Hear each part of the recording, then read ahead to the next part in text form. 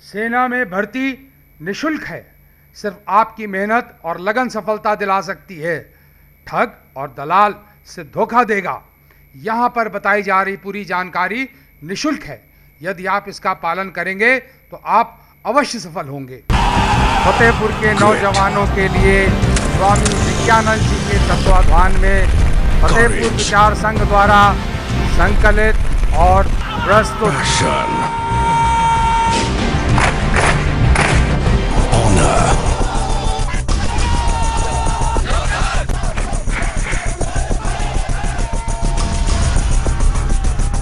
The army is a force that defends the country against all external threats and aggression.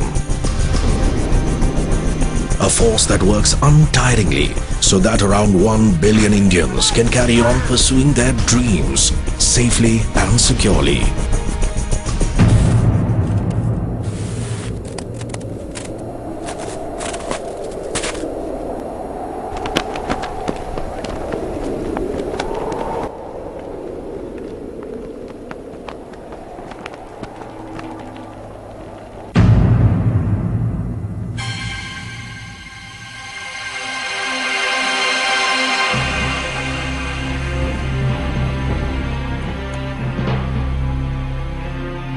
The Indian Army from the inside.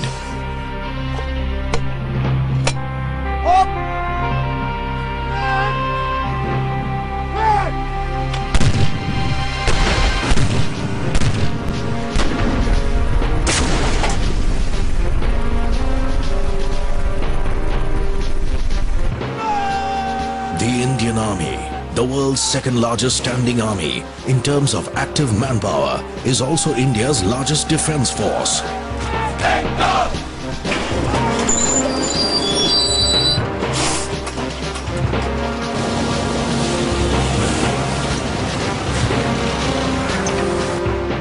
With around 11 lakh soldiers in active service and about 10 lakh reserve troops, it is also the largest volunteer army in the world.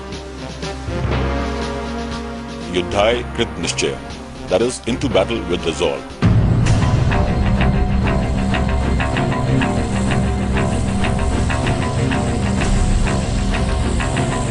It has extreme operational versatility.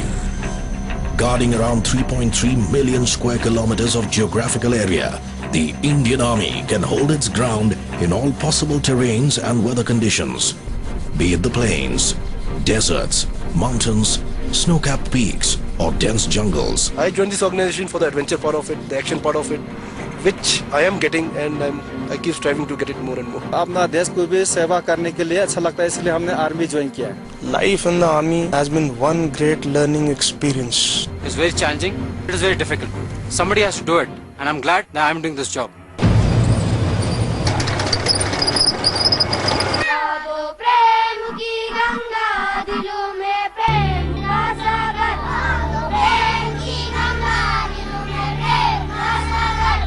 The Indian Army serves the country not just as an armed force, it has many faces. It provides aid during natural calamities, responds to threats to the country's internal security, upholds secular values, and is home to several athletes who have brought laurels to the country in competitive sports. Since childhood, I've been motivated by the flaunting uniforms and the salutes and whatever is associated with the army. I feel motivated when I go and interact with my friends. I feel respected. Being in the army to me means sense of pride and confidence in myself that I'd always wanted. People look at him in such a manner where they consider him to be a very disciplined man. The leadership qualities which I've developed over time and the confidence it's taken me somewhere else. I cannot relate to any other job I would have done anywhere in this world.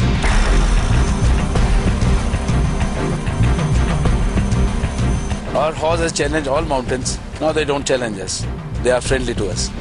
Nat Geo takes you into this force that nurtures daredevils like these. Nothing known as a mountain. There's nothing known as a river. Men and women who are forever ready to go beyond their own limits and let their spirits soar high in the limitless sky. मुश्किल तो होता है sir, लेकिन हिम्मत और हौसला नहीं छोड़ना चाहिए. हिम्मत और हौसले से आगे का कुछ नहीं है. Men and women who put their nation before everything else. Be it even if it means to the peril of his life, if he has to die. If a task is allotted that, okay, he knows I'm going to die, but he still goes ahead and still fights. That is what makes an army man. We often call them Desh ke Rakshak.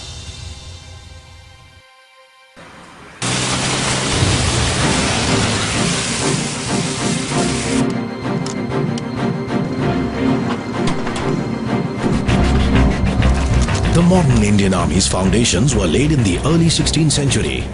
The present-day Indian Army came into being when India gained independence on the 15th of August 1947.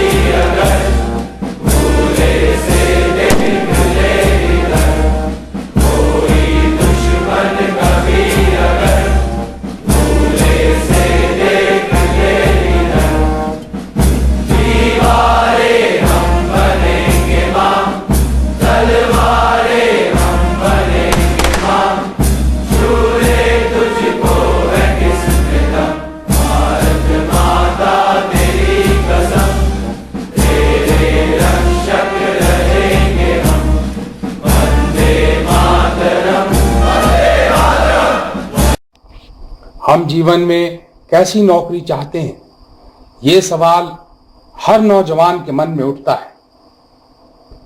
मैंने उन नौजवानों के मन में उठने वाले सवालों को एक सिलसिलेवार तरीके से संकलित किया है। मैं चाहता हूं कि इसमें उठाए गए सारे बिंदुओं का जवाब आप मन में सोचिए। जब उनका आप मनन करेंगे तब आपको उसका उत्तर स्वयं मिलेगा कि आपके सामने नौकरी के विकल्पों में सबसे समुचित और सबसे उचित विकल्प क्या है। क्योंकि किसी भी नौकरी में जाने से पहले ये बहुत जरूरी है कि हम तन मन धन तीनों से आत्मिक रूप से बिल्कुल उसके लिए समर्पित होकर जाएं, तभी हमारे प्रयासों को सफलता मिलेगी। यदि इनमें से किसी भी सवाल के जवाब में आपको सकारात्मक उत्तर नहीं मिलता है तो आप उसको पुनः विचार करें। वो संकलित बिंदु आपके सामने प्रस्तुत हैं। देश की सेवा और अच्छी तनख्वाह, सुरक्षित और इज्जत की नौकरी, बिना भेदभाव के प्रमोशन और बिना जात पात का जीवन, यदि बीमार हो तो पूरे परिवार को इलाज की सुविधा, रहने को अच्छा घर, शानदार भोजन और कैंटीन की सुविधा, शहीद भी हो जाएं तो परिवार को आर्थिक व सामाजिक सुरक्षा, बच्चों को शानदार शिक्षा, शानदार पेंशन और अन्य सुविधाएं। ये सारी सुविधाएं सिर्फ सेना ही दे सकती है। आप विभिन्न प्रकार के आपको जो अवसर उपलब्ध हैं समाज में, उनको यदि आप इन बिंदुओं पर तौलेंगे तो आप पाएंगे ये सारी सुविधाएं सिर्फ सेना ही दे सकती है।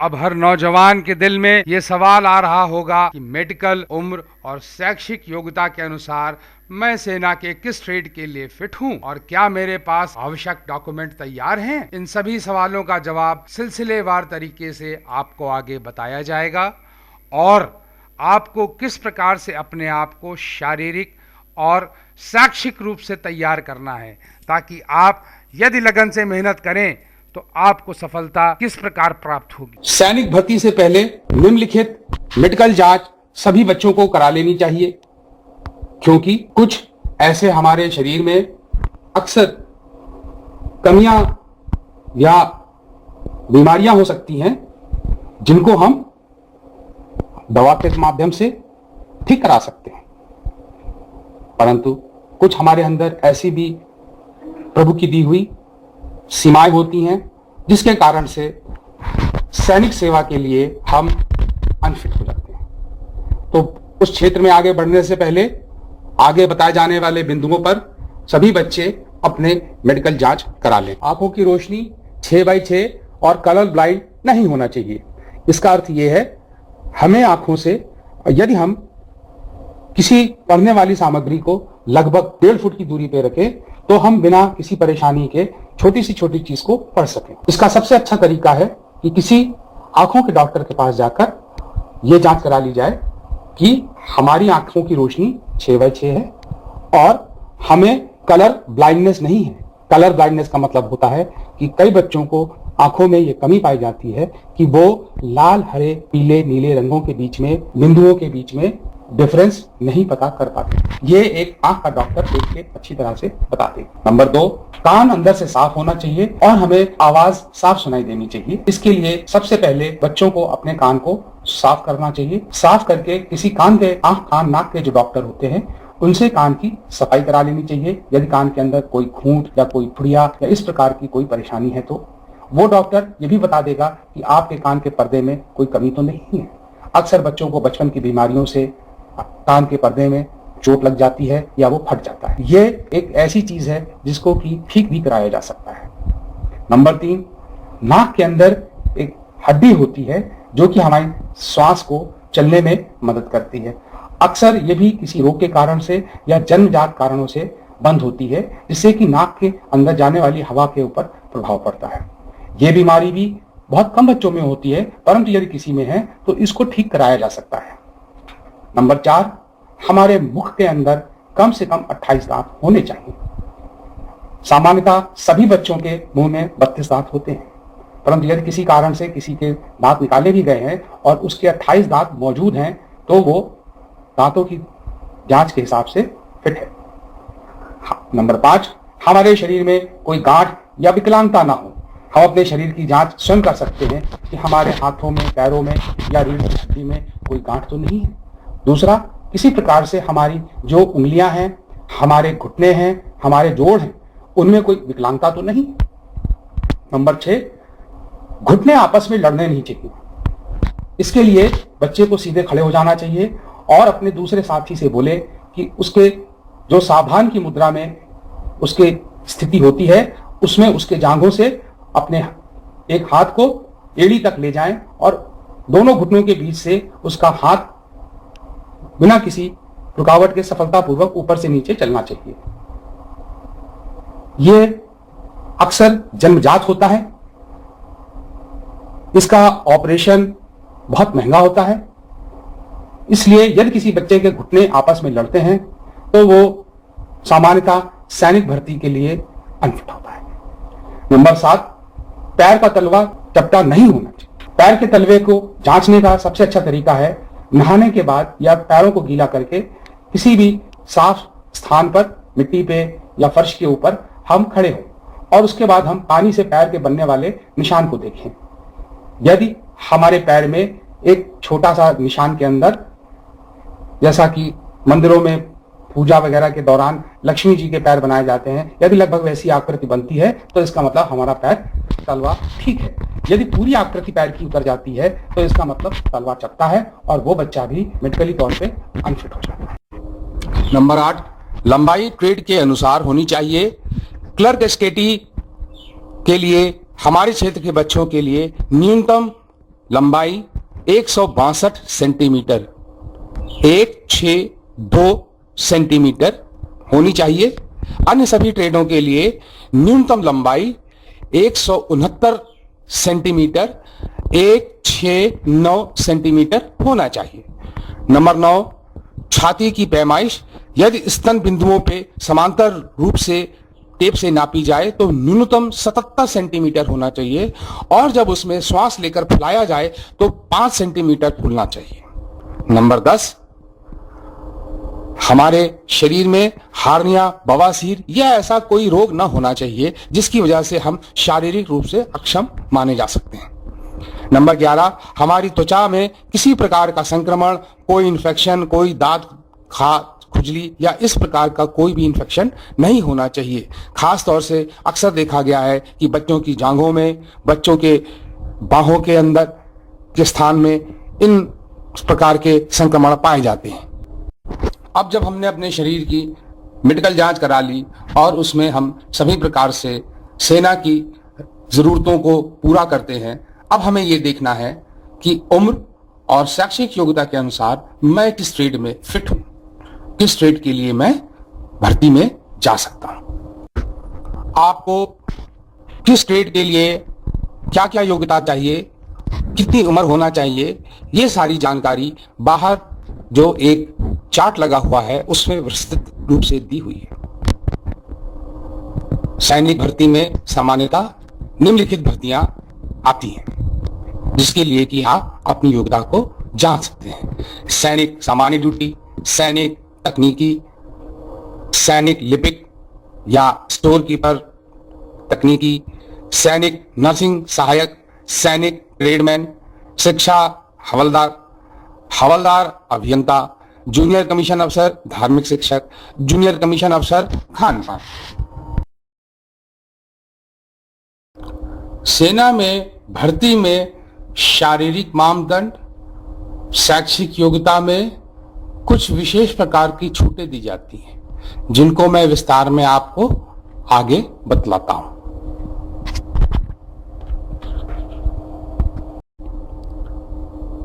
नंबर 1, एनसीसी का सी सर्टिफिकेट होने पर सैनिक सामान्य ड्यूटी, सैनिक ट्रेडमैन में कोई लिखित परीक्षा नहीं देती। यदि बच्चा दौड़ में और मेडिकल में पास होता है तो वो इस बात से निश्चित हो सकता है कि अब वो सेना में सेलेक्ट हो गया है। सैनिक तकनीकी, सैनिक लिपिक, स्टोर कीपर तकनीकी के लिए यदि सी सर्टिफिकेट पास किया हुआ है तो उस बच्चे के लिखित परीक्षा में जितने भी अंक आएंगे उसमें 15 नंबर और एज ए बोनस अंक जोड़ दिए जाएंगे।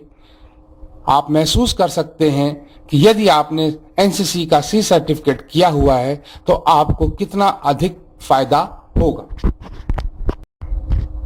नंबर 2, एनसीसी का ए अथवा बी सर्टिफिकेट होने पर सैनिक सामान्य ड्यूटी, सैनिक ट्रेडमैन, सैनिक तकनीकी, सैनिक लिपिक, स्टोर कीपर तकनीकी, किसी भी ट्रेड की परीक्षा में ए सर्टिफिकेट होने पर 5 अंक और बी सर्टिफिकेट होने पर 10 अंक बोनस के रूप में उसकी लिखित परीक्षा में प्राप्त कुल अंकों में जोड़ दिए जाएंगे। आप महसूस कर सकते हैं कि यदि आपने ए या बी सर्टिफिकेट भी हासिल कर लिया है तो आपको स्वतः कितना अधिक फायदा होगा।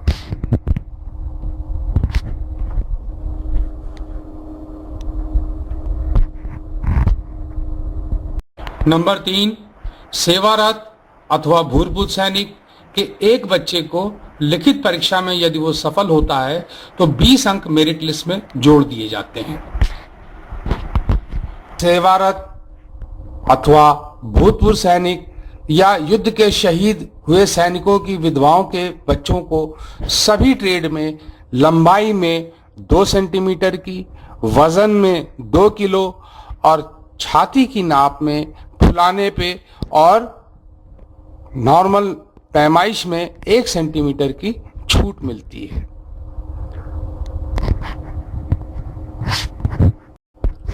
नंबर 5, जिन बच्चों ने कंप्यूटर में डॉस की ओ या उससे ऊपर की योग्यता प्राप्त की है तो उनको लिखित परीक्षा में 15 बोनस अंक का फायदा मिलेगा। अब हम चर्चा करेंगे डॉक्यूमेंट के विषय में। बुनियादी बात यह है कि हमारे पास सभी प्रमाण पत्रों की मूल कॉपी होना चाहिए तथा जब हम भर्ती के लिए जाएं तो उसकी 2 फोटोकॉपी ले जाना जरूरी है। क्या क्या डॉक्यूमेंट चाहिए होंगे वो हम आगे विस्तार में चर्चा करेंगे। नंबर 1, इंटर हाई स्कूल 8वीं क्लास की सनद, मार्कशीट और टीसी। नंबर 2, यदि 8वीं या 5वीं कक्षा की हस्तलिखित प्रमाण पत्र या अंक सूची है तो प्रधानाचार्य या हेडमास्टर द्वारा हस्ताक्षर किया जाना चाहिए और जिला शिक्षा अधिकारी या जिला बेसिक शिक्षा अधिकारी द्वारा उसको प्रति हस्ताक्षरित किया जाना चाहिए। नंबर 3, फोटो एक ही निगेटिव से 15 रंगीन पासपोर्ट आकार के, जिसमें कि सामने का मुख दिख रहा हो, दोनों कान साफ दिखाई देना चाहिए। यदि सिख पगड़ी पहनता है तो उसे पगड़ी पहनना चाहिए। फोटो साफ और स्पष्ट और पिछले 2 महीने के अंदर लिया गया हुआ होना चाहिए। कंप्यूटर पे बनाए गए तस्वीर स्वीकार्य नहीं है, अर्थात कंप्यूटर के ऊपर जो फोटो बनाई जाती है वो मान्य नहीं होगी। नंबर 4, निवासी प्रमाण पत्र एसडीएम अथवा एडीएम के कार्यालय द्वारा जारी होना चाहिए। उस निवासी प्रमाण पत्र के ऊपर अभ्यर्थी की फोटो जो लगाई जाए उसके ऊपर जिस अधिकारी ने उसको इशू किया है उसकी गोल मोहर जरूर लगी रहना चाहिए। नंबर 5, जाति और चरित्र प्रमाण पत्र गांव के सरपंच द्वारा हस्ताक्षर किया जाना चाहिए। सिख, मजहबी और रामदसिया, गुर्जर और गोरखा उम्मीदवार जहां पर ये डिविजनल या सब डिविजनल मजिस्ट्रेट द्वारा या तहसील द्वारा हस्ताक्षरित किया जाना जरूरी है, उनके मामले को छोड़कर गांव के सरपंच द्वारा चरित्र और जाति प्रमाण पत्र स्वीकार्य होता है। नंबर 6, अन्य प्रमाण पत्र जैसे कि एनसीसी का ABC सर्टिफिकेट या खेल पे राज्य या राष्ट्रीय स्तर पर राज्य स्तर के खेलों में कम से कम प्रथम या द्वितीय स्थान होना चाहिए। कंप्यूटर का डॉस संस्था द्वारा इशू किया गया सर्टिफिकेट जिसमें कि न्यूनतम OA इस प्रकार के होते हैं वो होना चाहिए। नंबर 7, सेवारत भूतपूर्व सैनिक युद्ध विधवा के बच्चों का रिलेशन सर्टिफिकेट प्रमाण पत्र। रिलेशन सर्टिफिकेट अभ्यर्थी के पिता के रिकॉर्ड ऑफिस द्वारा जारी किया जाना चाहिए। अन्य सर्टिफिकेट और डीओ पार्ट टू ऑर्डर में नाम, जन्म तिथि एक जैसी होनी चाहिए, अर्थात जितने भी डॉक्यूमेंट नौजवान कैरी कर रहा है उसमें सभी जगह उसकी नाम, पिताजी का नाम, जन्म तिथि एक जैसी होनी चाहिए। अंत में एक शपथ पत्र या प्रधान द्वारा प्रमाणित सर्टिफिकेट चाहिए जिसमें यह लिखा होना चाहिए, मेरे द्वारा दिए गए सभी कागजात और विवरण सत्य हैं। नंबर 2, मेरे विरुद्ध कोई पुलिस केस नहीं है। नंबर 3, यदि मेरे द्वारा दिया कोई कागजात या विवरण असत्य पाया गया तो मेरे विरुद्ध पुलिस कार्रवाई की जाए। इसको अभ्यर्थी स्वयं हस्ताक्षर करे और गांव के प्रधान से इसको प्रति हस्ताक्षरित कराए या एक शपथ पत्र कचहरी से बनवा के साथ में लेके आए। शरीर को तैयार करना, मेडिकल जांच करा ली हमने ये देख लिया हम अब किस ट्रेड के लिए फिट हैं, किसके लिए योग्य हैं। उसके बाद हमने अपने डॉक्यूमेंट सारे चेक कर लिए। अब हमारी सेना में भर्ती की तैयारियों की शुरुआत होती है। इसके लिए हमें सबसे पहले अपने शरीर को तैयार करना है। उस शरीर के तैयारी में हमें क्या क्या करना है ये आपको आगे बताया जाएगा। शरीर की तैयारी में 2 महत्वपूर्ण विषय हैं, खान पान और व्यायाम। सबसे पहले हम खान पान को देखेंगे।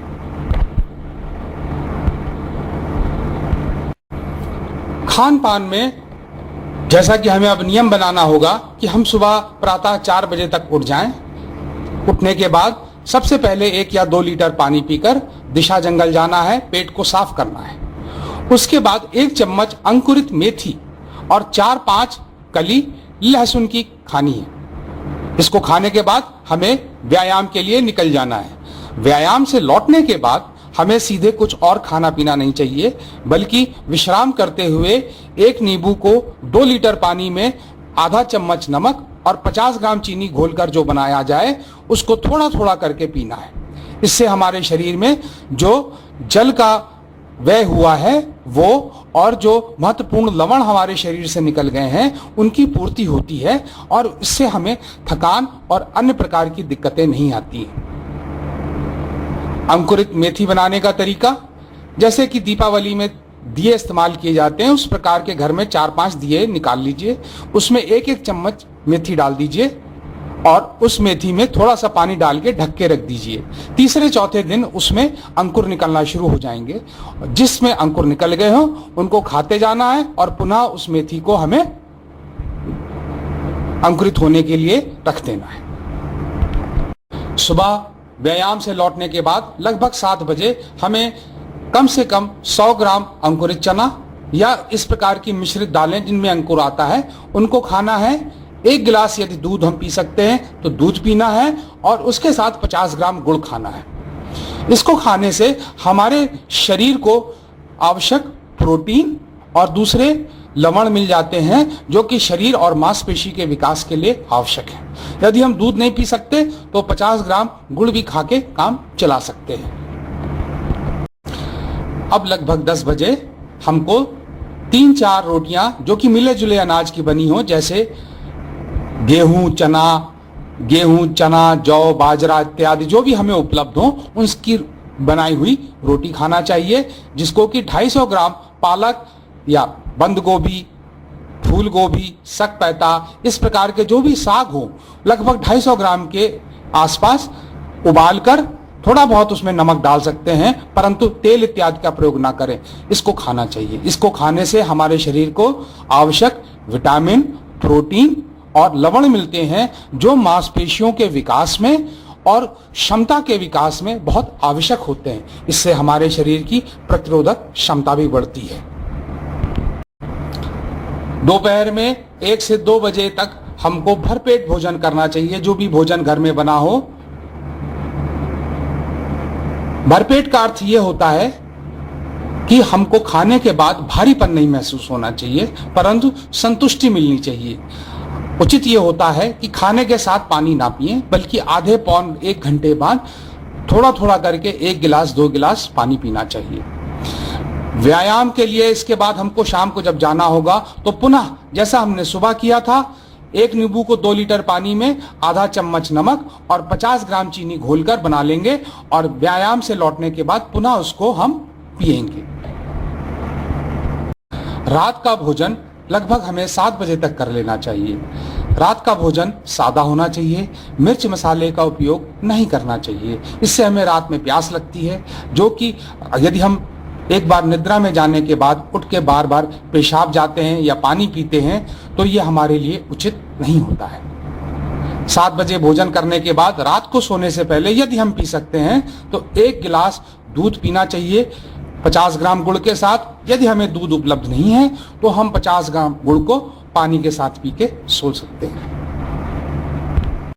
खान पान में एक ध्यान रखने वाली बात, पूरे दिन में हमें 6 से 7 लीटर पानी पीना चाहिए, थोड़ा थोड़ा करके, पर खाने के तुरंत बाद नहीं और एक बार में इकट्ठे ढेर सारा पानी नहीं पीना है। आधा लीटर, पौन लीटर करके थोड़ा थोड़ा करके पूरे दिन में हमें इतना पानी पीना है।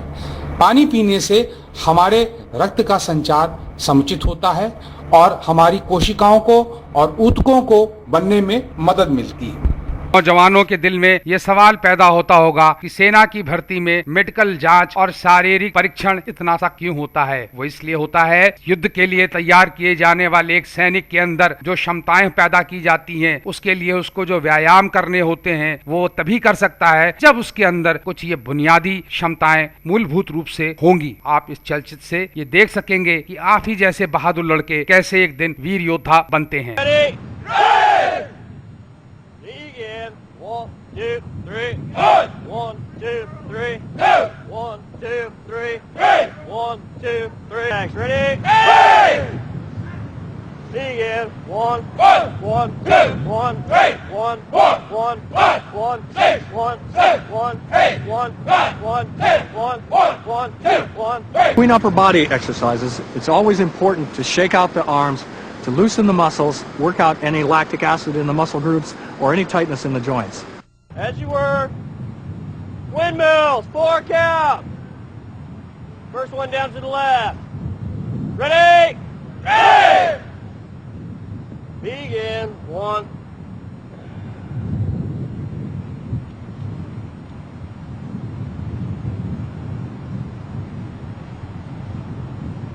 2. 3.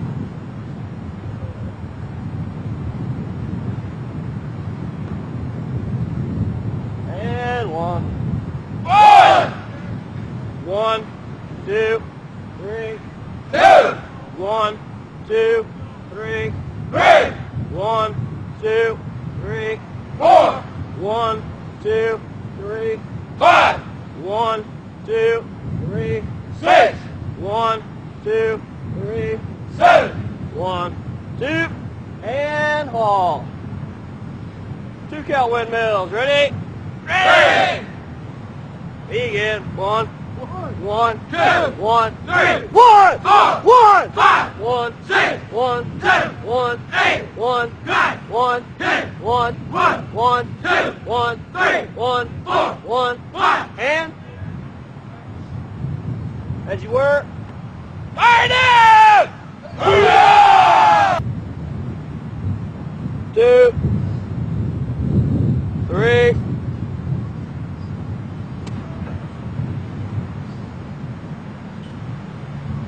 4. 1, 2, 3. 1, 2, 3. 1, 2, 3. 1, 2, 3. 1, 2, 3. 6. It is important to keep the lower body still when it reaches the full hang mark so as to let the upper body do all the work. The variation that you will see in different pull-up grips is done to exercise muscle groups in a variety of different ways. Close grip pull-ups are done to exercise the middle portion of the back. Wide grip pull-ups are done to exercise the exterior laterals along your side. Up, down, up, down, up, down, dismount. My wide grip, not yours. Mount the bar. Get them 8 hangers out there. Especially you, Anders. Better. Up, down, up, down, up, down, dismount. When I go to hell, motion.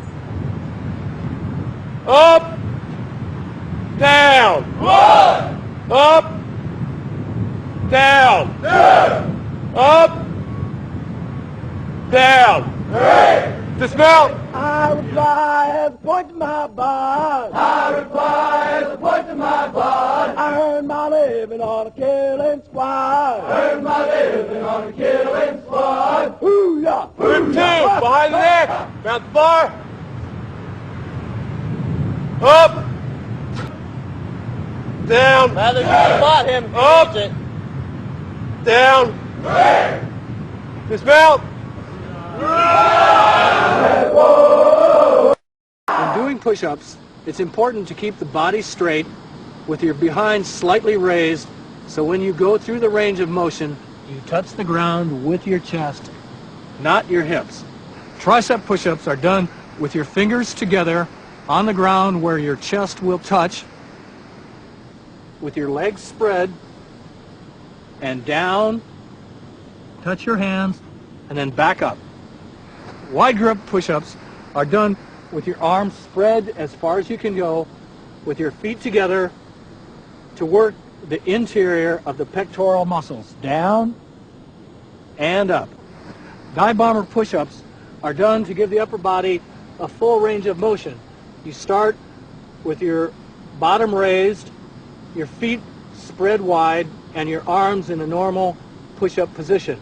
You lower and press yourself forward to begin the range of motion, arch up, and then reverse the motion. If you're having trouble now, you better think real hard about what you're doing here. All right, Push-ups.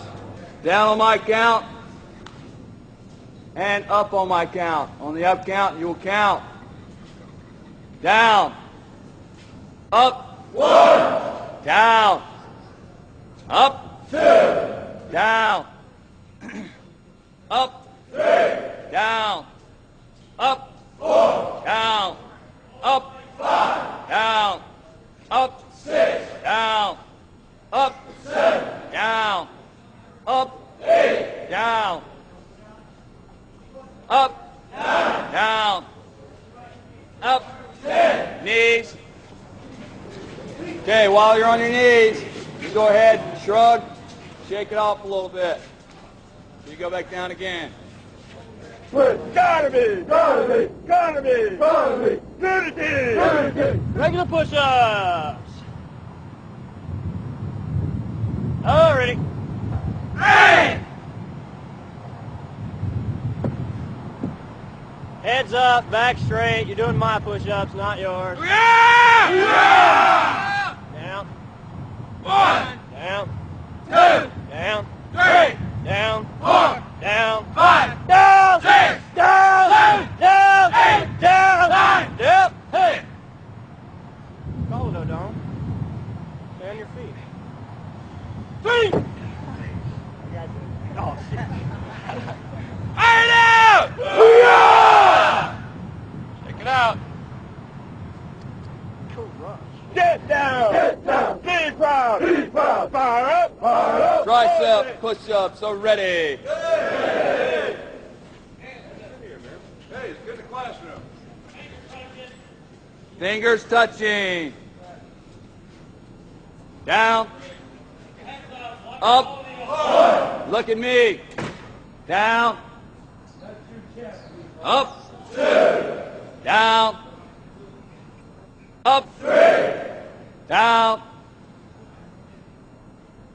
Up. 4. Down. Up. 5. Down. Up. 6. Down. Up. 7. Get up.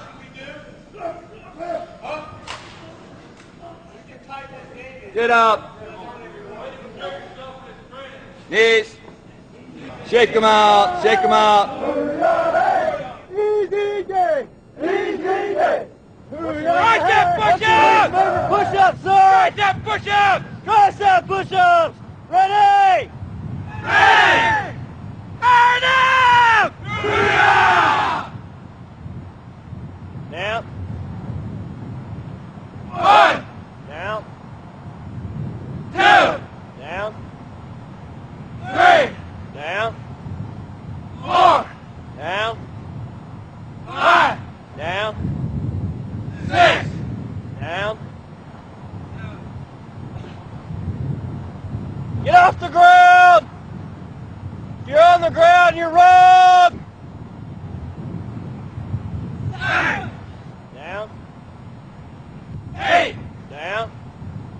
9. Down. 10. Down. 9.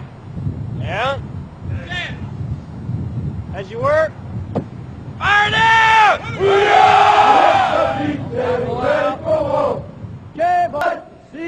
Triceps are ready. Down. Up. Down. Up. Down.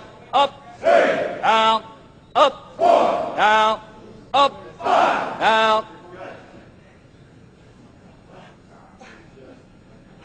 Up. 6. Down.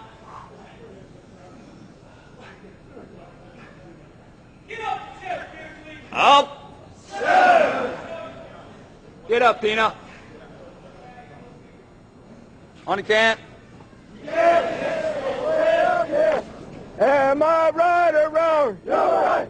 Are we weak or strong? You stay where you are. Everybody else line good push-ups. Ready? If your hands are in the same hole, you're wrong.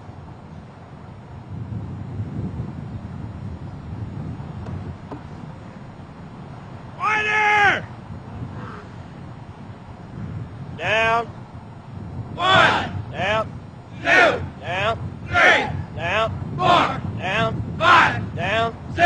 down, 7, down, 8, down, 9, down, 8. On your feet. Hey.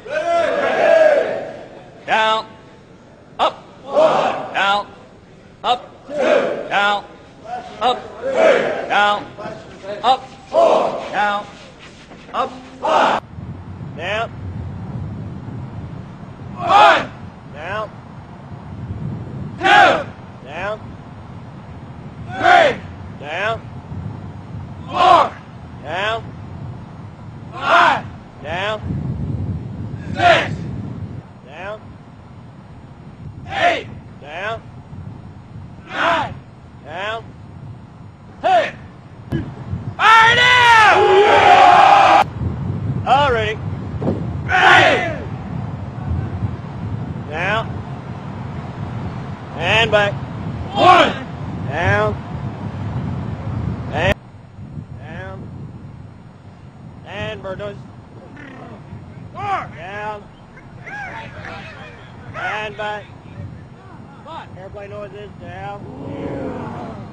And back. Silence. Down. And back. Standard sit-ups are done with the hands locked behind the head. The focus of this exercise is to move your body up and down with your abdominals, not to pull on your head. If you find yourself pulling on your head, place your hands beside your head. With abdominal exercises, avoid breaks between the repetitions to maximize your muscle gain. All right, next exercise, sit-ups. Doing sit-ups, your heels will stay on the deck. Heels will stay on the deck. Knees will be bent. Hands, fingers interlaced behind your head. The up count, you will come up. Put your elbows to your knees. Down. 1. Up. When my back touches, that's when you'll count. 2. Up. And so on. Ready? Up.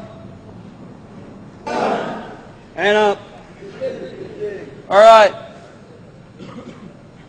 Cross arm sit up. Basically the same thing. Your arms are crossed on your chest in front of you. The up count. Come up. Touch your knees. Down. 1. Up. 2. Ready. Up. 1. Up. 2. Up. 3. Up. 4. Up. 5. Up. 6. Up. 7. Up. 8. Up. 9. Up. 10. Stay with the count. Up. 5. Up. 6. Heels stay on the deck. 7. Up. 8. Up. 9. Up. 1. Up. 1. Up. 2. Up. 3. Up. 4. Up. 5. Up. 6. Give her the count. 7. Up. 8. Up. 9.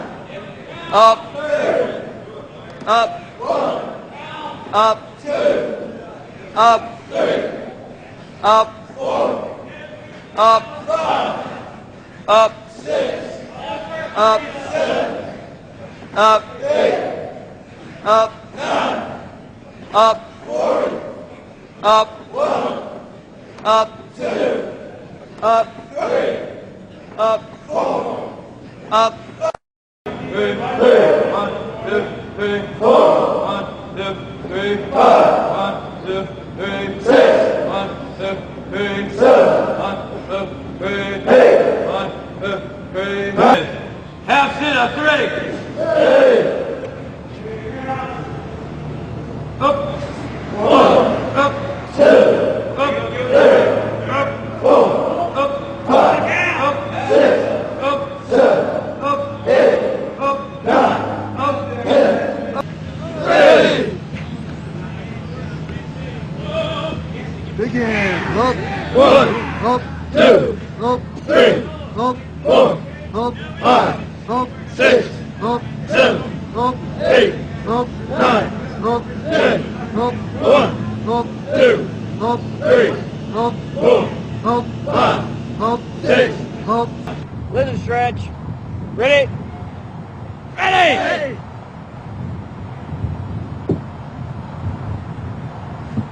Feet should be spread wider than shoulder width. Heels should be down. I want your hips to stay in place. Up.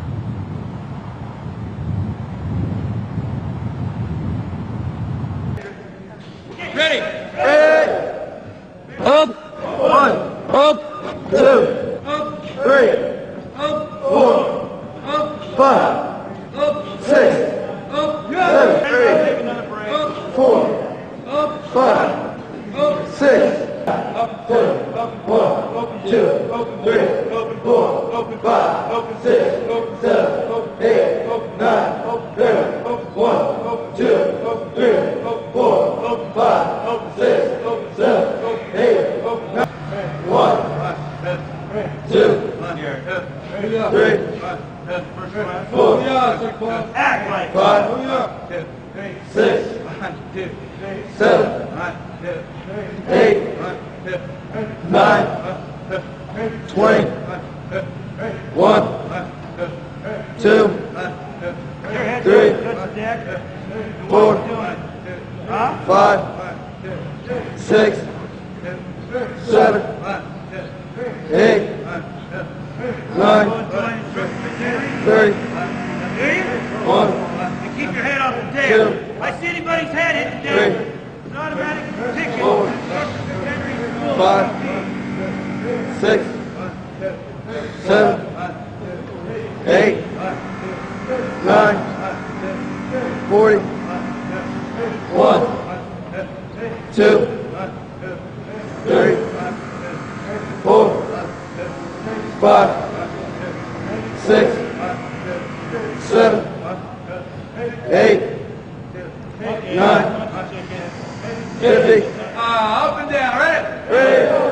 Up, 2, up, 3, up, 4, up, 5, up, 6, up, 7, up, 8, up, 9, up, 10, up, 1, up, 2, up, 3, up, 4, up, 5, up, 6, up, 7, up, 8, 9, 10, up, 1, up, 2, up, 3, up, 4, up, 5, up, 6, up, 7, up, 8, up, 9, 1. सेना की भर्ती में 4 शारीरिक परीक्षण होते हैं। सबसे पहले 1600 मीटर की दौड़, उसके बाद पुलअप जो कि आपको कम से कम 10 करके दिखाने होंगे, 9 फीट का गड्ढा जो कि क्लियर कूद के दिखाना होगा, और जिग जैग बैलेंस। भर्ती में होने वाले शारीरिक परीक्षण में सफलता पाने के लिए क्या क्या व्यायाम और अभ्यास करने हैं, ये आपको आगे सिलसिलेवार तरीके से बताया जाएगा। ये सारी अभ्यास की और व्यायाम की प्रक्रिया बहुत वैज्ञानिक तरीके से आपके लिए प्लान की गई है और ग्रामीण परिवेश को ध्यान में रखते हुए बनाई गई है। यदि आप इसका पालन करेंगे, आप इसमें कोई संदेह ना रखें कि आपको सफलता 100% मिलेगी। जैसा कि आपको शुरू में बताया गया, सुबह 4 बजे उठकर लहसुन और मेथी खाने के बाद जब आप व्यायाम के लिए निकलेंगे तो सबसे पहले हम 1600 मीटर की दौड़ की तैयारी करें। दौड़ने से पहले हमको अपने शरीर को गर्म करना बहुत आवश्यक होता है। उसके लिए क्या क्या एक्सरसाइज करनी है और क्या क्या प्रैक्टिस करनी है, ये आपको तरतीबवार बताया जा रहा है। धीरे धीरे जब हम व्यायाम के लिए निकल पड़ते हैं, अपनी गहरी सांसों को लेने की प्रक्रिया को शुरू करना है और सांसों को धीरे धीरे और तेज करते जाना है। सांस अंदर खींचना है बिना शरीर को हिलाए हुए। पूरे फेफड़े की जड़ तक हवा जानी चाहिए और फेफड़े की ही मांसपेशियों से चलते हुए हवा बाहर आनी चाहिए। इसमें पूरे हमें नाभि का जोर लगना चाहिए। सांस लेने में और सांस छोड़ने में, दोनों प्रक्रिया में हम किसी और अंग को नहीं हिलाएंगे, सिर्फ श्वास के तंत्र को हम प्रक्रिया में लाएंगे। धीरे धीरे सांस को खींचना है, फिर बाहर निकालना है और फिर उसकी स्पीड को बढ़ाते जाना है। ये कार्रवाई हमको कम से कम 50 बार करनी है। पूरा शरीर आराम से विश्राम की मुद्रा में खड़ा हुआ, जैसे कि ये नौजवान खड़ा हुआ है, और सांसों को भरते निकालते ये हमें तब तक प्रयास करना है जब तक कि हमें ताजगी और हल्की सी गर्माहट ना महसूस होने लगे। शरीर को गर्म करने की प्रक्रिया में सबसे पहले जो हम श्वास का कार्य कर रहे हैं, इसमें हमें फेफड़ों के लिए एक और बहुत महत्वपूर्ण एक्सरसाइज करनी है। मैं इस प्रक्रिया को आपको बहुत ही सरल शब्दों में ग्रामीण इलाके को ध्यान में रखते हुए बहुत साधारण तरीके से समझा रहा हूं, परंतु इसको आप कम मूल्यांकित ना करें। ये बहुत ही आवश्यक हमारे व्यायामों में है। इसके बिना हमारे शरीर के द्वारा बाकी की गई कसरतों का महत्व क्षीण हो जाता है। इसलिए ध्यान रहे, इसमें बताई हुई प्रक्रिया को हमें जरूर करना है, क्योंकि जब तक हमारे फेफड़ों की क्षमता नहीं बढ़ेगी, हमारे शरीर के किसी भी अंग का विकास नहीं हो पाएगा। इसके लिए सबसे पहले हम अपने आसपास कहीं एक ऐसा पेड़ की डाली ढूंढ लें जिसकी की पत्तियां लगभग हमारे मुंह के आसपास के हाइट की हों, उसकी ऊंचाई की हों। उसके बाद विश्राम की मुद्रा में खड़े हो जाएं। आराम से पास में लगभग 50 सेंटीमीटर की दूरी पर खड़े होकर, जैसे कि हम पहले सांसों को भर रहे थे, अब हमें ध्यान क्या करना है कि हमारे द्वारा फूकी गई सांसों से ये पत्ती वापस लौट के ना आने पाए। प्रयास शुरू करिए। इसमें ध्यान रखने वाली बात यह है कि शरीर का कोई और अंग नहीं हिलना है, सिर्फ हमारे फेफड़ों की कार्रवाई होनी है, मुंह से हवा निकलनी है और इतनी तेजी से निकलनी है जल्दी जल्दी कि वो पत्ती लौट के वापस ना आने पाए। और हमें जितना भी हम प्रयास करें, यदि हम इसमें थक जाते हैं तो थोड़ी देर हमें विश्राम कर लेना है। थोड़ी देर विश्राम करने के बाद सांसों को हल्का कर लेना है और फिर पुनः प्रयास करके तेजी से करना है। ये प्रक्रिया हमको कम से कम 50 बार करनी है। जब हम इसको 50 बार करने का अभ्यास प्राप्त कर लेते हैं, हो सकता है हमको शुरू में इसमें थोड़ा समय लगे। इसके बाद हमें अपने ऊपर जैसे जैसे आत्मविश्वास पैदा होता जाता है, हम पाएंगे इस व्यायाम को करने के बाद हमारे अंदर एक बहुत जबरदस्त स्फूर्ति आ जाती है और एक ऊर्जा का संचालन महसूस होता है। अब दोबारा हम जब 50 बार इस प्रयास को कर चुके, एक हफ्ते तक जब हम इस अभ्यास को लगातार कर लेते हैं, तब इसके बाद हमको जो हमने 50 सेंटीमीटर की दूरी तय की थी, इससे 5 सेंटीमीटर और पीछे खड़े हो जाना है। 5 सेंटीमीटर पीछे खड़े होके हम इसी प्रक्रिया को फिर दोहराएंगे। अर्थात हर हफ्ते हमको उस पत्ती से अपनी दूरी 5-5 सेंटीमीटर बढ़ाते जाना है। इसको बढ़ाने से हमारे अंदर फेफड़ों की मांसपेशियों को, उसको फेफड़े को संचालित करने वाली मांसपेशियों को कसरत करने का एक बहुत बड़ा मौका मिलता है और हमारे अंदर ऑक्सीजन को ज्यादा मात्रा में ग्रहण कर सकने की और कार्बन डाइऑक्साइड को निकाल सकने की क्षमता का विकास होता है, जो कि एक नवयुवक की दौड़ की प्रक्रिया में, दौड़ने के अभ्यास में बहुत जरूरी है और बहुत काम आती है। अब जब हमने सांस की अभ्यास को कर लिया, इसके बाद हमें 30 सेकंड का हल्की हल्की सांसों से विश्राम लेना है। टहलने के बाद, थोड़ा सा शरीर को रिलैक्स करने के बाद हमें फिर से फेफड़े में सांस भरनी है। विश्राम की मुद्रा से सावधान की मुद्रा में आना है और जैसे ये नौजवान हाथ उठा रहा है, हाथों को ऊपर ले जाना है। हाथों को जोड़ते हुए कलाइयों के साथ ऊपर आसमान को छूने का प्रयास करना है। हमें ऐसा प्रयास करना है कि हमारी पूरा शरीर इस प्रकार से खिंच जाए, जैसे कि हम पंजे, बच्चे को आप देख रहे हैं, इस नौजवान को, कि इसके पंजे जमीन पे हैं परंतु आसमान पे पूरा हाथ खिंचा हुआ है। इसका पूरा शरीर सीधा ऊपर आसमान की तरफ खिंच रहा है। इस मुद्रा में हम अपने को जितनी देर तक रोक सकें, शरीर में तनाव बनाए हुए, उतनी देर तक हमको अपने आप को रोक के रखना है। यह प्रक्रिया हमको 8 बार करनी है। इसके बाद हम वापस आएंगे। वापस आइए। वापस आने के बाद इस प्रक्रिया को पुनः करिए।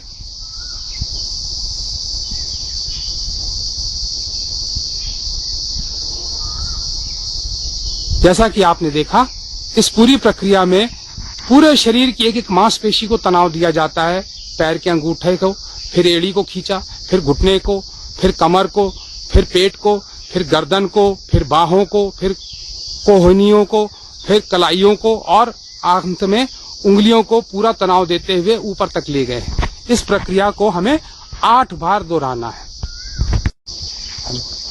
शरीर की जकड़न को दूर करने के पहले व्यायाम के बाद अब ये दूसरा व्यायाम है, जिसमें कि हम शरीर को पीछे लोच बढ़ाएंगे। रीढ़ की हड्डी को पूरा हमें झुकाना है। आप इस नौजवान की मुद्रा में देख रहे हैं कि इसका शरीर पंजों पे टिका हुआ है। पूरी बॉडी को पीछे ले जाना है, वापस लाना है। पुनः करिए। इस एक्सरसाइज को करने से हमारे पीठ के अंदर की सारे तनाव दूर हो जाते हैं और मांसपेशियों को खिंचाव मिलता है। क्योंकि मुद्रा में हमें उतनी देर रुकना है जितनी देर हम आसानी से रुक सकते हैं। इस प्रक्रिया को भी हमें 8 बार दोहराना है। इस दौरान हमें ध्यान ये रखना है कि हमारे शरीर का संतुलन ना बिगड़े और धीरे धीरे प्रयास करके हमें कोशिश करनी है कि हम पीछे मुड़ के जमीन को छू सकें। अब इस दूसरी प्रक्रिया करने के बाद अब हमें तीसरा अभ्यास करना है। हाथों को ऊपर ले जाना है और आगे अपने पैरों को छूना है। आराम से हाथों को ऊपर ले गए, पैरों को जोड़ लिया, पूरा तनाव दिया शरीर को और फिर धीरे धीरे आराम से पैर को छूना है। कुछ क्षणों तक रोकना है, पूरी मांसपेशियों को तनाव में रखते हुए, घुटने सीधे रखते हुए धीरे धीरे वापस ऊपर आना है और वापस आराम से। इन सारे अभ्यासों में ध्यान रखने वाली बात है कि हमारे शरीर में कोई हमें तनाव या भारीपन नहीं महसूस होना चाहिए, बल्कि एक ऊर्जा का संचार महसूस होना चाहिए। शुरू के प्रयास में हो सकता है हम पूरा ना कर पाए, तो जितना भी करें उतना हमें संतुलित रूप से करना है। पुनः करिए, फिर इसी एक्सरसाइज को एक बार फिर से देखिए। हाथों को ऊपर खींचना है, आगे झुकना है, पैरों को छूना है। पूरी मांसपेशियों को हमें तनाव देते हुए आराम से वापस आना है। इसके बाद अब हम तीसरा अभ्यास करेंगे, जिसमें कि हम अपने घुटने और जंघाओं की मांसपेशियों को हम जड़ाव से दूर करेंगे। आगे एक पैर को बढ़ाया, हाथों को ऊपर ले गए। ध्यान रखिए घुटना जमीन पे नहीं छूना है, पिछले पैर का पंजा जमीन पे रहे और पीछे जाना है जितना हम जा सकते हैं। जितनी देर रुक सकते हैं उतनी देर रुकना है, आराम से वापस आना है, फिर हाथ वापस। इसी प्रकार से दूसरा पैर आगे बढ़ाना है। दूसरे पैर को आगे बढ़ाते हुए हमें इसी प्रकार से शरीर को पीछे ले जाना है। इन सारी एक्सरसाइज के शुरू करते समय हमें फेफड़े में हवा भर लेनी है, सांस को अच्छी तरह से खींच लेना है और सांस को रोक के रखना है जब तक कि हम विश्राम की मुद्रा में नहीं आने लगते हैं। अब इसके बाद हमें चौथी कसरत करनी है। शरीर को गर्म करने के लिए दोनों पैरों को आराम से फैला लीजिए और कमर को 90 डिग्री पे ले आइए नीचे। और अब हमें हाथों के माध्यम से शरीर के दाहिने और बाएं पैर को उल्टे हाथ से छूना है। प्रक्रिया शुरू करिए। शुरू में हमको ये देखिए ध्यान देने वाली बात है, एक्सरसाइज धीमे धीमे शुरू करनी है। इस व्यायाम को करने में ध्यान रखने की बात है, घुटने सीधे रहना चाहिए। जिस घुटने को छू रहे हैं उस घुटने को थोड़ा सा हमें लोच देनी है और हाथ सीधा ऊपर ले जाना है और गर्दन से हमें आसमान को देखना है। धीरे धीरे इसकी स्पीड को बढ़ाते जाना है और ये प्रक्रिया हमको कम से कम 50 बार करनी है। जब हम इसको देखिए, ध्यान दीजिए कि बच्चे के, नौजवान के दोनों घुटने एक एक करके हल्के से झुकते हैं जिस पैर को वो छू रहा है। हमें शरीर के अंगों को संचालित करना है, इसलिए पैर को जैसे ये नौजवान मोड़ रहा है, पैर को हमें अपने हिप से लाके जोड़ना है और खींचना है जितना हम खींच सकते हैं। बिना शरीर को झुकाव दे हुए शरीर को सीधा रखे हुए हमें ऐसे करना है। कुछ क्षणों के लिए रुकना है। इसके बाद दूसरे पैर को इसी प्रकार से उठाना है, दोनों हाथों से पकड़ना है और ऊपर की ओर खींचना है, शरीर को सीधा रखते हुए जितना भी हम आगे उसको खींच सकते हैं। इस प्रक्रिया से हमारे सारे जोड़ खुल जाते हैं और अब हम दौड़ने के लिए हमारा शरीर तैयार हो चुका है। मैं आपको 1600 मीटर की दौड़ की तैयारी का वैज्ञानिक तरीका बताने जा रहा हूं। सबसे पहले इसके लिए आप अपने क्षेत्र में आसपास कहीं कोई ऐसी सड़क या पगडंडी या रोड देख लें जहां पर कि आप 5 किलोमीटर बिना किसी बाधा के दौड़ सकें। सबसे पहले आप उस इलाके में हर 1 किलोमीटर के ऊपर 5 किलोमीटर तक निशान लगा दें। इसके बाद पहले किलोमीटर पे 100 मीटर के ऊपर कुछ पत्थर की ढेरियां या झाड़ियों पे कपड़े बांध के या इसी प्रकार से कोई निशानी लगाकर 100 मीटर पे निशान बना ले। इसके बाद दूसरे किलोमीटर और तीसरे किलोमीटर और चौथे 5वें किलोमीटर तक हर 200 मीटर पे निशान इसी प्रकार से कोई ना कोई अपना चिन्हारी बना ले। अब हम दौड़ की तैयारी शुरू करेंगे। मैं आपको एक चित्र के माध्यम से इस वैज्ञानिक तरीके को विस्तार में समझाऊंगा। हमने अपनी पूरी दौड़ की तैयारी को 5 हिस्सों में बांट दिया है, 5 चरणों में। पहला चरण 1 हफ्ते का, दूसरा चरण 2 हफ्ते का, तीसरा चरण 3 हफ्ते का, चौथा चरण 4 हफ्ते का और 5वां और अंतिम चरण 5 हफ्ते का। पहले हफ्ते में हम सिर्फ 1 किलोमीटर दौड़ने की प्रैक्टिस करेंगे। शरीर को गर्म करने के बाद अब हम दौड़ना शुरू करेंगे। दौड़ने के समय हमें इस बात का ध्यान रखना है कि जो हमने 100-100 मीटर के पत्थरों की ढेरियों से निशान बनाए हुए हैं उसको हम अपना मार्गदर्शक बनाएं। अब हम जब दौड़ना शुरू करेंगे तो हमें सिर्फ शुरुआत में पहले 100 मीटर में सिर्फ ऐसे चलना है जैसे कि हम नॉर्मल चलते हैं। फिर अगले 100 मीटर में हमको उस स्पीड को दुगना कर देना है। फिर तीसरे 100 मीटर में उस स्पीड को और दुगना कर देना है और बढ़ा देना है। इस प्रकार से हम 500 मीटर अर्थात आधा किलोमीटर तक अपनी मतलब कि हम अपनी 500 मीटर की दूरी को बढ़ते हुए चरण में पूरा करेंगे। इसके बाद धीरे धीरे हम अपनी स्पीड को कम करते जाएंगे, मतलब हर 100 मीटर पे स्पीड को आधा करते जाएंगे ताकि 1 किलोमीटर का चिन्ह आते तक हम बिल्कुल नॉर्मल स्पीड पे, जीरो स्पीड पे आ जाएं। दूसरे दिन जब हम अभ्यास शुरू करेंगे तब हमारा प्रयास ये होगा कि पहले दिन हमने 500 मीटर तक अपनी स्पीड को बढ़ाया था, हम कोशिश ये करें कि हम 600 मीटर तक स्पीड को बढ़ाएं और फिर बाकी बचे 400 मीटर में स्पीड को कम करते जाएं। तीसरे दिन 700, फिर 800, फिर 900, फिर 1 किलोमीटर। कहने का अर्थ ये है कि प्रतिदिन हमको 100 मीटर की अपने अंदर प्रगति लानी है, स्पीड को बढ़ाने की और दूरी तय करने की। 7 दिन के अंदर हम देखेंगे कि हम 1 किलोमीटर बढ़ते हुए चरण में दौड़ते हुए पूरा कर लेते हैं। पहले हफ्ते का अभ्यास हमारा यहीं पे समाप्त हो जाएगा। पहले हफ्ते का अभ्यास पूरा करने के बाद अब हम अपने प्रशिक्षण के दूसरे चरण में आ जाएंगे। ये हमारा अभ्यास 2 हफ्ते तक चलेगा अर्थात 14 दिन तक। अब हमें लक्ष्य क्या रखना है? 2 किलोमीटर का। पहले हफ्ते में हमने 100-100 मीटर पे अपनी स्पीड को बढ़ाने का प्रयास किया था, अब हम 200-200 मीटर पे स्पीड बढ़ाएंगे और 1 किलोमीटर तक अपनी स्पीड को बढ़ाते हुए चले जाएंगे। अर्थात हर 200 मीटर पे अपनी स्पीड को थोड़ा थोड़ा करके अर्थात लगभग दुगने के आसपास हम कोशिश करेंगे हमारी स्पीड बढ़ती जाए। जो हमने चिन्ह लगा रखे हैं उनका हमको इसमें ध्यान रखना है कि उनकी मदद से हम अपनी स्पीड को बीच बीच में चेक करते रहें कि हम कितनी प्रोग्रेस कर रहे हैं। दूसरे चरण के दूसरे दिन अब हम क्या करेंगे कि पहले हफ्ते में हर अगले दिन 100 मीटर बढ़ाने का प्रयास करते थे, अब हम 200 मीटर बढ़ाने का प्रयास करेंगे और बाकी बची हुई दूरी को हम उसी प्रकार घटते हुए क्रम में स्पीड को कम करते हुए जब 2 किलोमीटर के अंतिम चरण में पहुंचे तो हम जीरो स्पीड पे आ जाएं। यह अभ्यास जब हम 14 दिन तक लगातार बढ़ते हुए क्रम में करते चलेंगे तो 14वें दिन हम ऐसी स्थिति में आ जाएंगे कि हम पूरी 2 किलोमीटर की दूरी को बढ़ते हुए क्रम में कर पा रहे हैं। हो सकता है इस दौरान कई बार ऐसा होता है कि कई बच्चे इसको नहीं कर पाते, इसमें निराश होने की कोई बात नहीं है। हमसे जितनी भी कोशिश हो सके हम उतनी ज्यादा प्रयास करते रहें। प्रयास को हमें छोड़ना नहीं है। सबसे मुख्य बात यह है कि यह अभ्यास हमें छोड़ना नहीं है, लगातार इसी प्रकार से हमको करते रहना है। अब हम 21 दिन अभ्यास कर चुकने के बाद अब हम अपने प्रशिक्षण के तीसरे चरण में आ जाएंगे। अर्थात अब ये जो हमारा क्रम है ये अब हमको अगले 21 दिन अर्थात 3 हफ्ते तक करना होगा। इस दौरान ध्यान ये रखिए हर नौजवान की शारीरिक क्षमता अलग अलग होती है। कोई नौजवान थोड़ा पीछे हो सकता है प्रगति में, उससे निराश होने की जरूरत नहीं है। सबसे जरूरी बात है इस अभ्यास को निरंतर बनाए रखना। तो अब हम बात करते हैं तीसरे चरण की। तीसरे चरण में अब हमारा लक्ष्य होगा कि जब हम तीसरा चरण पूरा करें तो हम 3 किलोमीटर तक अपनी स्पीड को बढ़ते हुए क्रम में समाप्त करें। अब हमने क्योंकि 2 किलोमीटर तक की स्पीड को बढ़ते हुए चरण में करने का अभ्यास कर लिया है, फिर भी हम क्या करेंगे, जब हम तीसरे चरण का पहला दिन दौड़ेंगे उस दिन हम सिर्फ 200 मीटर में स्पीड बढ़ाते हुए लगभग 1500 मीटर तक अपनी स्पीड को बढ़ाएंगे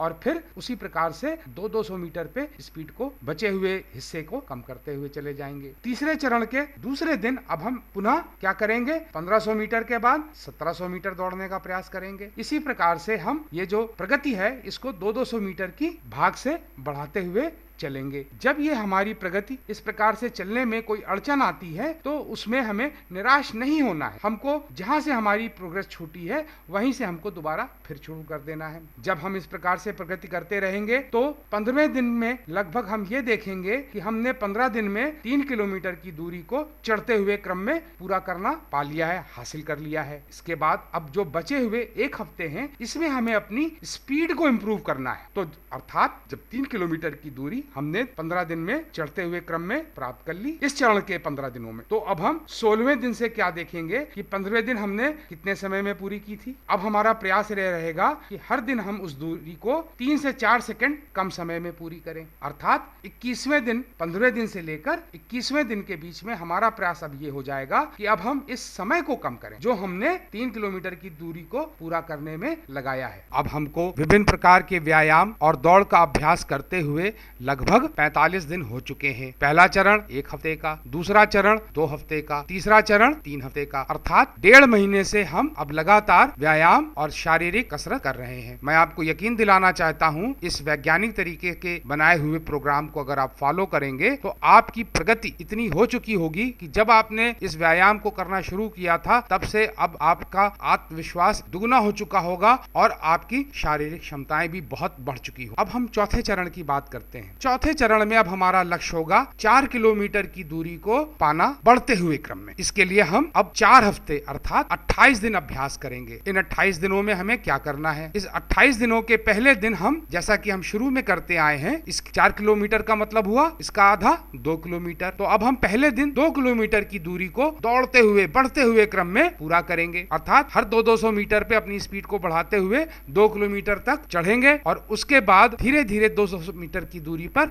अपना स्पीड को कम करते हुए जाएंगे। इस चरण के दूसरे दिन अब हम 2 किलोमीटर और 200 मीटर की दूरी को तय करेंगे, अर्थात 2200 मीटर की दूरी को। तीसरे दिन 2400 मीटर और इस प्रकार से इस चरण के लगभग 10 दिन में हम 4 किलोमीटर की दूरी को बढ़ते हुई स्पीड से बढ़ती हुई ताकत के साथ पूरा करना शुरू कर देंगे। हो सकता है किसी बच्चे को इसमें, जैसा मैंने पहले बताया, 1-2 दिन कम लग सकते हैं, 2-4 दिन ज्यादा लग सकते, तो उसमें निराश नहीं होना है, पर इस नियम को, इस सिद्धांत को बना के रखना है कि हमने प्रतिदिन कुछ ना कुछ डिस्टेंस को बढ़ाना है। जब इस प्रकार से करते हुए हमको 10 दिन हो जाते हैं इस चरण के, अब हम क्या प्रयास करना शुरू करेंगे कि जैसा हमने तीसरे चरण में किया था कि अब हम प्रतिदिन ये प्रयास करेंगे, ये जो हम 4 किलोमीटर की दूरी तय कर रहे हैं, इसमें प्रतिदिन हम कम से कम 2 या 3 सेकंड का समय कम कर सकते, और ये प्रक्रिया हमको अगले बचे हुए 18 दिन तक करनी है। मतलब लगभग अगले 3, जब इस चरण में हम प्रयास कर रहे होंगे तो ये 2-3 सेकंड का समय कम करना इतना आसान नहीं होता है। कई दिन ऐसे गुजर जाएंगे जब आपको लगेगा कि मैं कुछ प्रोग्रेस कर ही नहीं रहा हूं, कोई बात, लेकिन दिल के अंदर ये निश्चय होना चाहिए कि हमको इस क्षेत्र में आगे बढ़ना है और इस प्रकार से हम इस चौथे चरण को पूरा करेंगे। अब हमें अभ्यास और प्रशिक्षण करते हुए 2 महीने 10 दिन हो चुके हैं और अब हम चौथे चरण के बाद अपने अभ्यास के अंतिम चरण अर्थात 5वें चरण में प्रवेश कर रहे हैं। इस 5वें चरण में हमारा लक्ष्य है 5 किलोमीटर की दूरी को बढ़ते हुए ताकत के साथ पूरा कर, और इसका समय होगा 35 दिन अर्थात लगभग 5 हफ्ते। इन 5 हफ्तों में हमको 4 किलोमीटर से 1 किलोमीटर और बढ़ाना है, बढ़ते हुए चरण की अपनी क्षमता को और स्पीड को। जैसा कि हम इससे पहले प्रयास करते रहे हैं कि चरण की शुरुआत में हम जो हमारा अंतिम लक्ष्य होता है उसकी आधी दूरी को पूरा करते हैं।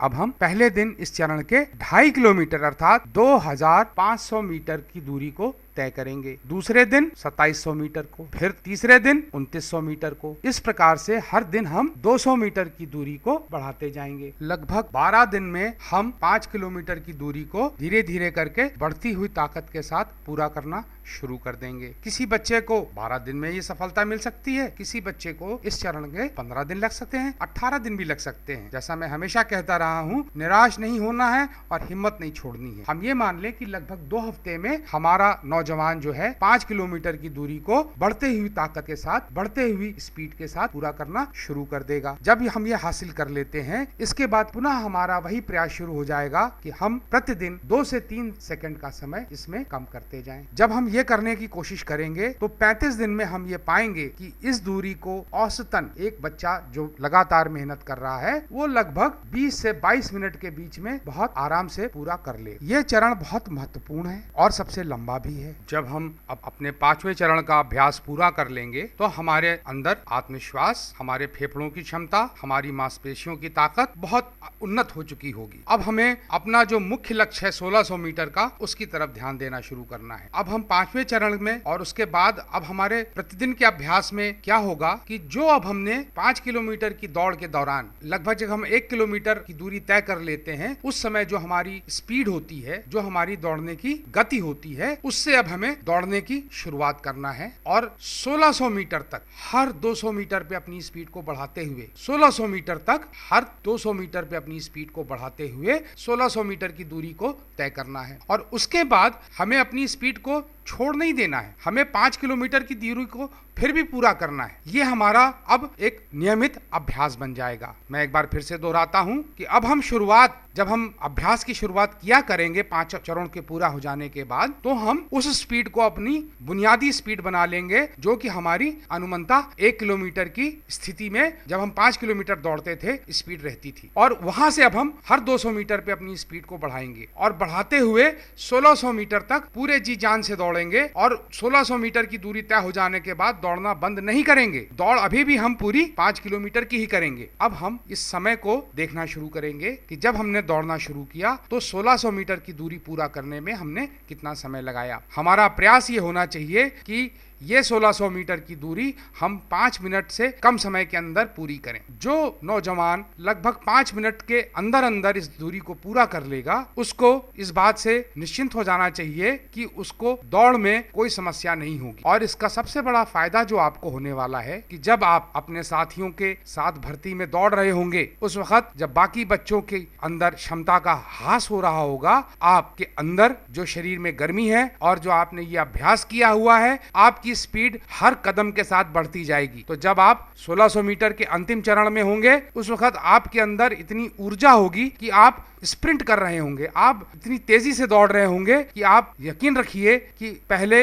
या दूसरे नंबर पे बहुत आराम से आ जाएंगे। मैं आपको दौड़ की तैयारी के दौरान और भर्ती के दिन जिन बातों का ध्यान रखना है उसके बारे में बताऊंगा। ये बहुत महत्वपूर्ण है, इनको जरा गौर से सुनिएगा और समझिएगा। सबसे पहले शरीर की स्थिति। अनुमंता क्या होता है कि जब हम दौड़ना शुरू करते हैं तब हमारा सर सीधा होता है और छाती आगे रहती है, लेकिन जैसे जैसे हम थक जाते हैं हमारा सर नीचे झुकने लगता है। ध्यान रहे, दौड़ते समय हमें कोशिश ये रखनी है कि हमारे शरीर का जो स्थिति है वो सीधी रहे, सर सामने रहे उठा हुआ और आंखें आगे देखें मैदान में। दूसरी बात, जब हम दौड़ रहे होते हैं तो हमारे हाथ दौड़ने में क्रॉस करने लगते हैं। हमें कोशिश ये रखनी है कि हमारे हाथ सीधे चले और कंधे से ऊपर हाथ ना उठाएं और उनको पीछे अधिक ना फेंकें। हमारा शारीरिक संतुलन इसकी अनुपस्थिति में बिगड़ने लगता है। दूसरी बात, हमें दौड़ते समय इस बात की एक जागरूकता मन के अंदर बना के रखनी है कि हम पंजे के बल दौड़े। होगा ये कि जब आप दौड़ना शुरू करेंगे बीच बीच में मन भटक जाएगा और आप फिर से पूरे पैर पे दौड़ने लगेंगे, पर जैसे ही आपको दोबारा इस बात का एहसास हो तो आप पुनः पंजे पे दौड़ना शुरू करें। जब आप इस प्रकार से अभ्यास करेंगे तो फिर ये आपकी आदत बन जाएगी कि आप हमेशा पंजे पे ही दौड़ेंगे। दौड़ के समय का भी एक हमें ध्यान ये रखना है कि अनुमंता क्या होता है कि भर्ती में जब हमारा दौड़ने के लिए नंबर आता है तो कभी सुबह के 8 बज रहे होते हैं, कभी 9, कभी 10 और हो सकता है 12 बजे नंबर लगे। इसलिए हमें अपने अंदर इसका अभ्यास डालना है कि हम जब लगभग 2 महीने की ट्रेनिंग पूरी कर लेते हैं तब हम कभी कभी बीच में 10 बजे भी दौड़ने जाएं, 12 बजे भी दौड़ने जाएं और 2 बजे भी दौड़ें। इससे हमारे अंदर एक तो ये आत्मविश्वास आएगा कि हम किसी भी परिस्थिति में और किसी भी समय दिन के उतना ही अच्छा दौड़ सकते हैं जितना कि हम प्रातः अभ्यास के दौरान दौड़ते थे। ये बहुत महत्वपूर्ण है और सभी नौजवान इस बात पे विशेष ध्यान दें। मानसिक रूप से भी हमको इस बात के लिए तैयार रहना है कि जब हम भर्ती की भीड़ में इकट्ठा होते हैं तब हमारा मनोबल टूटने लगता है दूसरे बच्चों को देखकर। ऐसा कभी नहीं होने देना है। अपना हमारा जो अभ्यास है और अपने अंदर जो आत्मविश्वास है उसको हमेशा बनाए रखना है। बीम के ऊपर 10 पुलअप करने के लिए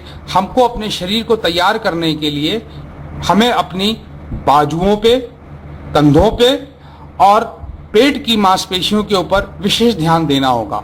उसके लिए हम 2 प्रकार की व्यायामों से शुरुआत करेंगे। सबसे पहले हम पुशअप, जिसको कि आप लोग डिप भी बोलते हैं, और उसके बाद सिटअप। ये दोनों व्यायाम जो हैं ये हमारी बीम की 10 पुलअप करने में बहुत मदद करते हैं। इसका स्तर, इसका स्थान हमने दौड़ने के बाद इसलिए रखा है क्योंकि आप जब दौड़ के आएंगे उसके बाद आपको भर्ती की परीक्षा में बीम की परीक्षा से गुजरना होगा। इसलिए हमारे रोजाना के व्यायाम में भी पहले जब हम दौड़ की तैयारी कर लेंगे और दौड़ करके वापस आ जाएंगे, उसके बाद हमको 10 पुलअप करने की तैयारी करनी है। ये किस प्रकार की जाएगी मैं आपको आगे सिलसिलेवार तरीके से बताता हूं। दौड़ की तैयारी करने के बाद दूसरी चीज हमें जो महत्वपूर्ण करनी होती है वो बीम। बीम के लिए हमारे मांसपेशियों में ताकत पैदा करने के लिए, जो कि हमको 12 करनी होती हैं एक सफल उम्मीदवार के लिए, इसलिए सबसे पहले हम उसमें पुशअप की एक्सरसाइज करेंगे। पुशअप हमें 5 प्रकार के करने हैं। सबसे पहले चेयर पुशअप कहते हैं। करिए। चेयर पुशअप में कुर्सी में जैसे हम बैठते हैं उस पोजीशन में आना है, पैरों को थोड़ा फैला लेना है। फैले हुए पैरों के साथ इस व्यायाम को हमें लगातार 8 बार करना है। फिर 10 सेकेंड आराम करिए और उसके बाद पुनः इसको 8 बार दोहराइए। ये प्रक्रिया 4 बार दोहराई जानी है, अर्थात चेयर पुशअप 8 बार हमको 4 सेट में करना है। 8 बार की प्रक्रिया को एक सेट कहा जाता है और इस सेट को हमें 4 बार दोहराना है। पुनः करके दिखाइए। इसमें ध्यान रखने वाली बात है कि हमें घुटने से नीचे नहीं उठना है और ऊपर आना है। सांस लेते हुए छोड़ते हुए इसको हमें करना है, 8 बार करना है। इससे हमारे घुटनों में और पंजों में बहुत ताकत आती है। चेयर पुशअप करने के बाद अब हमें हिंदू पुशअप करना है। हिंदू पुशअप कहते हैं, जो कि हमारे हिंदू संस्कृति में बहुत पुराने टाइम से किया जाता था। दोनों हाथों को मध्यम दूरी में फैला लीजिए, दोनों पंजे भी पैर के फैला लीजिए। इतनी दूरी पे रखिए कि आपका शरीर आराम से रहे और पूरा उठा रहे। अब हमें इसको शुरू करना है। शरीर को ऐसे नीचे झुकाते हुए जैसे ये नौजवान ले जा रहा है, ऊपर आना है और पूरी बॉडी को पीछे खींचना है, पूरी बॉडी को। इसको भी हमें 8 बार करना है और 8 बार इस प्रक्रिया की एक सेट को 4 बार कम से कम हमें दोहराना है। अब इसके बाद हमें तीसरे प्रकार का पुशअप करना है। करिए। इस पुशअप में हमें आराम से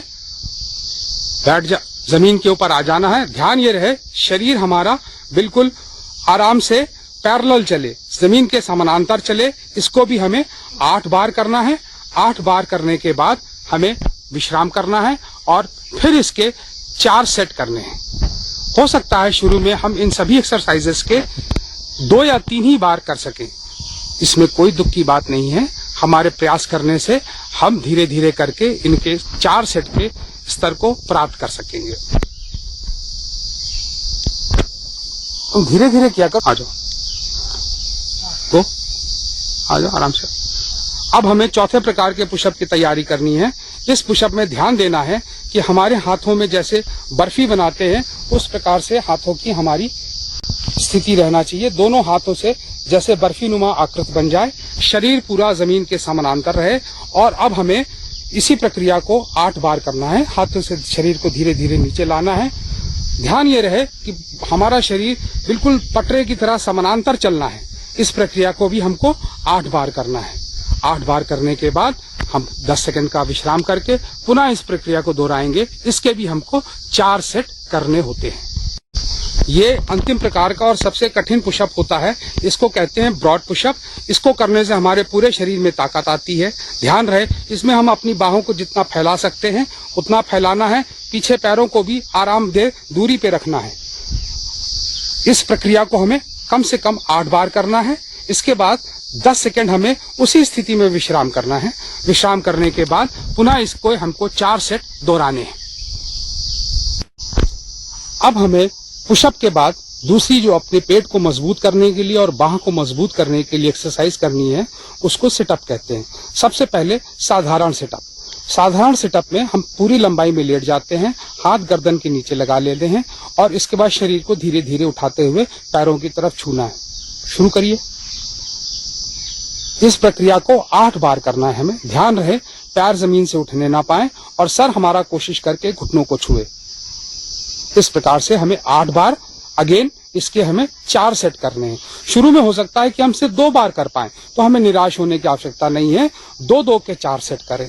4 सेट हर व्यायाम के आवश्यक हैं, बेशक उनकी संख्या कम हो, जो कि हम धीरे धीरे अभ्यास करके बढ़ा सकते हैं। इसके बाद हमें दूसरा सिटअप करना है जिसको कहते हैं नी अप सिटअप, जिसमें कि एड़ियों से हम अपने शरीर को सहारा देते हैं। शुरू करिए। हाथों की पोजीशन वैसे ही रहेगी। नीचे आना है, वापस चलना है, नीचे जाना है, वापस आना है, वापस आना है, नीचे जाना है, वापस आना है, नीचे जाना है। इसको भी हमें 8 बार करना है। ध्यान रहे इस पोजीशन में एड़ियां जो है हमारी टिकी रहेंगी। एड़ियां टिकाइए। एड़ियां टिकी रहें और हमारे जांघों के बीच में आरामदेह दूरी रहे। इस अभ्यास में ध्यान देने वाली बात यह है कि हमको शरीर को बिल्कुल आरामदेह स्थिति में रखना है और हमें अपने पेट की मांसपेशियों का जोर देना है, ना कि गर्दन को झटका देना है, ना ही पैरों को झटका देना है। इस पूरे सिटअप में सबसे खास बात ये होती है, सिटअप के सभी वेरिएशन में ये ध्यान रखने वाली बात है कि किसी भी सिटअप में शरीर को झटका नहीं देना है, बल्कि पेट की मांसपेशियों पे हमें जोर डालना है। इस दूसरे प्रकार के सिटअप के बाद तीसरा होता है क्लोज नी सिटअप, जिसमें कि हम पैरों को अपने चूथड़ों के पास लगा लेंगे और अब हम उसी प्रकार से ऊपर उठेंगे। उठिए। इस व्यायाम को भी 8 बार करना है। ध्यान रहे हमारे पैर ना उठने पाए, और हम इसमें ध्यान देने वाली बात यह है कि हमारे पैर जमीन पे टिके रहें। इस व्यायाम को भी हमें 8 बार करना है। इन सभी व्यायामों में जब हम ऊपर उठते हैं या जब हम अभ्यास की शुरुआत करते हैं, तब हमें फेफड़े में हवा भर लेनी है, और हवा हमें तब श्वास से बाहर निकालनी है जब हम आराम की मुद्रा में आ जाते हैं। व्यायाम के दौरान हमें सांस को नहीं छोड़ना है, उतनी देर हमको सांस को अंदर रोक के रखना है। अब ये आखिरी प्रकार का सिटअप है, जिसको कि अप सिटअप कहते हैं। इसमें पैरों को हम जमीन में नहीं छूने देते हैं, हवा में रखते हुए जमीन से 6 इंच उनको अपने पेट के ऊपर, देखिए सर और पैर दोनों पेट के ऊपर आके मिलना है, और दोनों को आराम से, देखिए बहुत धीरे धीरे करिए। देखिए इसमें हमें ध्यान देने वाली बात यह है कि हमारे सर और पैर दोनों आपस में छू जाने चाहिए।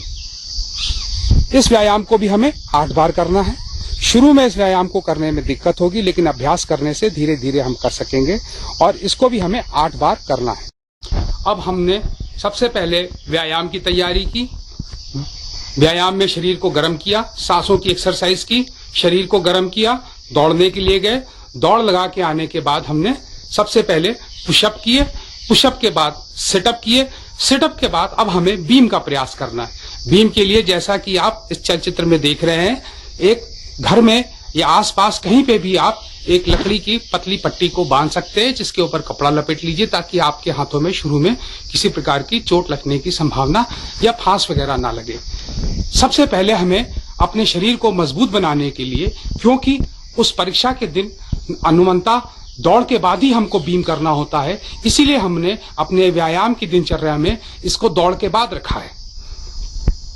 दूसरी ध्यान देने की बात क्या है कि हम उस दिन शरीर से रूप से काफी थक चुके होंगे, इसलिए हमें अपने आप को इतना मजबूत बनाना है।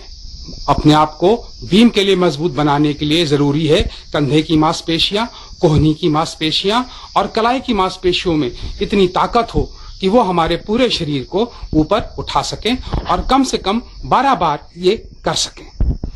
इसके लिए जरूरी है सबसे पहले हम जो व्यायाम करेंगे उसको कहते हैं क्लोज हैंड बीम, अर्थात दोनों हाथों को पास रखते हुए बीम पे पुलअप करना।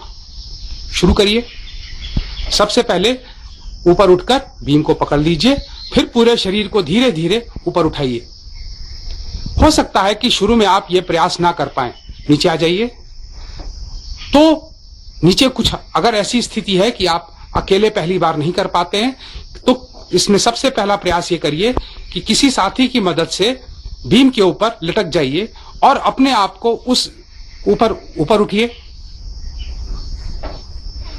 उस स्थिति में, इस स्थिति में रोक रखने का प्रयास करिए, जितनी देर भी आप रख सकते हैं। धीरे धीरे प्रयास करते करते अब धीरे धीरे नीचे आइए। इस प्रकार से प्रयास करने से धीरे धीरे आपकी मांसपेशियों में बल आने लगेगा। ये कसरत हमको 8 बार करनी है, और इसके 4 सेट हमको करने हैं। इसके बाद आता है वाइड हैंड बीम। करिए। दोनों हाथों को जितना हम अधिक से अधिक फैला सकते हैं उतनी दूर हमें रखना है, और फिर हमें अपने शरीर को ऊपर उठाना है। इस एक्सरसाइज में ध्यान रखने वाली बात है, धीरे धीरे हमें कंधों से जोर लगाना है, ना तो पैरों से झटका देना है और ना ही हमको शरीर के किसी और भाग को हिलाना है। इस पूरी व्यायाम के दौरान हमारा शरीर स्थिर और सीधा रहना चाहिए। कुछ नौजवानों को शुरू में प्रयास करने में दिक्कत होती है, पर इसमें हिम्मत कभी नहीं हारना चाहिए। ये सारे व्यायाम बहुत साधारण होते हैं और कोई भी अनुशासित नौजवान लगातार अभ्यास से इसको कर सकता है। इस अभ्यास को भी हमें 8 बार करना है। एक बार पुनः करके दिखाइए।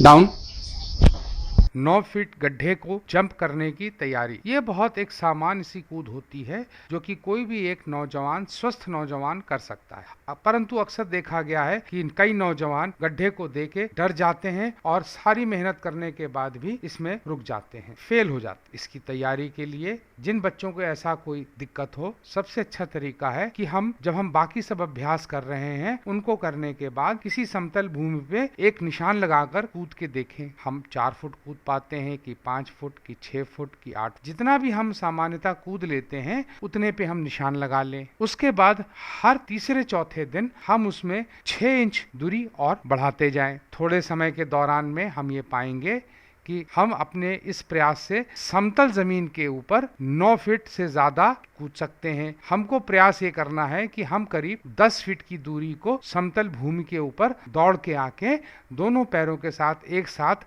लैंड करते हुए क्लियर कर सकें। जब हम इस बात से आश्वस्त हो जाएं कि हम समतल जमीन के ऊपर बिना किसी रुकावट के और घबराहट के 10 फीट तक की दूरी को कूद लेते हैं, इसके बाद हमको अपने घर के आसपास या कहीं किसी मैदान में 9 फीट की दूरी का एक हल्की सी खाई ऐसी खोद लेना चाहिए और उस पर फिर हमें, जब हम सारे व्यायाम कर लेते हैं, उसके बाद डेली प्रैक्टिस करना चाहिए उस 9 फीट को गड्ढे की जंप करने की। ये बहुत आसान है, इसमें कोई दिक्कत नहीं है, सिर्फ एक धीरे धीरे आत्मविश्वास की और प्रैक्टिस की जरूरत है और इसको कोई भी बहुत आराम से कर सकता है। अंत में जिग जैग बैलेंस की तैयारी। जिग जैग बैलेंस एक तरीके से लकड़ी के भट्टों को तिरछा करके एक किसी एंगल के ऊपर जोड़ के जमीन से करीब 3 से 4 फुट ऊपर की ऊंचाई के ऊपर जोड़ के खड़ा कर दिया जाता है और एक नौजवान से उम्मीद की जाती है कि वो दौड़ते हुए आके इस बैलेंस के ऊपर दौड़ते हुए गुजर जाएगा बिना अपने शारीरिक संतुलन को खोए हुए। इसका प्रयास और इसके अभ्यास के लिए हालांकि कोई विशेष आवश्यकता नहीं होती है, लेकिन फिर भी अगर किसी बच्चे को इसमें दिक्कत है तो खास तौर से ग्रामीण बच्चे को तो उसको कोई दिक्कत नहीं है। यदि वो सिर्फ गांव में खेतों के बीच में बनी हुई मेड़ों के ऊपर दौड़ के चलने का अभ्यास करेगा तो वो इस बाधा को बहुत आसानी से पार कर लेगा। या जब इसमें इसको घबराहट होती है तो आसपास जो छोटी मोटी मुंडेरे या दीवार बनी होती है 2-4 फुट की हाइट वाली, उसके ऊपर अगर हम अच्छी स्पीड से चलते हुए, तेजी से चलते हुए अगर हम जंप करने का प्रयास करें, चलने का प्रयास करें, तो हमको इसकी प्रैक्टिस मिल जाएगी। बहुत कम ऐसा होता है कि कोई बच्चा जिग जैग बैलेंस में फेल हो। भर्ती के दौरान हमारे छाती फुलाने की क्षमता और छाती की पैमाइश हमारी दौड़, बीम, 9 फीट रीच और जिग जैग बैलेंस के बाद होती है मेडिकल जांच के दौरान। इस दौरान क्या होता है, सामान्यतः हमारा शरीर थक चुका होता है। हमें ध्यान ये रखना है कि हमें किसी प्रकार के तनाव में नहीं आना चाहिए। तनाव में नहीं आने से हमारी क्षमता जो है बरकरार रहती है। अपना नपाई का नंबर आने से पहले 3-4 बार गहरी सांस लेके छोड़िए, मन को बिल्कुल शांत रखिए। अब इस नौजवान को देखिए ये किस प्रकार से छाती को फुलाता है और सही ढंग से खड़ा होता है। सावधान में आ जाइए। शरीर को सावधान में रखते हुए अब गहरी सांस लीजिए, पूरी फेफड़े में भरिए। इस प्रकार से हमें सांस भरनी है। हाथ थोड़े फैलाइए, क्योंकि इस प्रकार से आपके दोनों बाहों के बीच में से चुचकों के ऊपर से फीता डाल के नाप ली जाएगी। दाहिने घूम जाइए। शरीर की स्थिति इस प्रकार से सीधी होनी चाहिए। एक बार पुनः करके दिखाइए। ये देखिए, इस प्रकार से इस जवान ने लगभग 7 सेंटीमीटर की छाती फुलाई है। सेना की भर्ती में लिखित परीक्षा अंतिम और सबसे महत्वपूर्ण चरण है। इस परीक्षा के लिए क्या क्या विषय होते हैं किस ट्रेड में, और उसके लिए किस प्रकार से हमको तैयारी करनी है अपने ग्रामीण परिवेश में रहते हुए, इसके विषय में मैं आपको विस्तार में आगे बताऊंगा। सेना की भर्ती की लिखित परीक्षा में लगभग सभी ट्रेडों में एक ही प्रश्न पत्र होता है जो कि 100 अंक का होता है और 1 घंटे का होता है।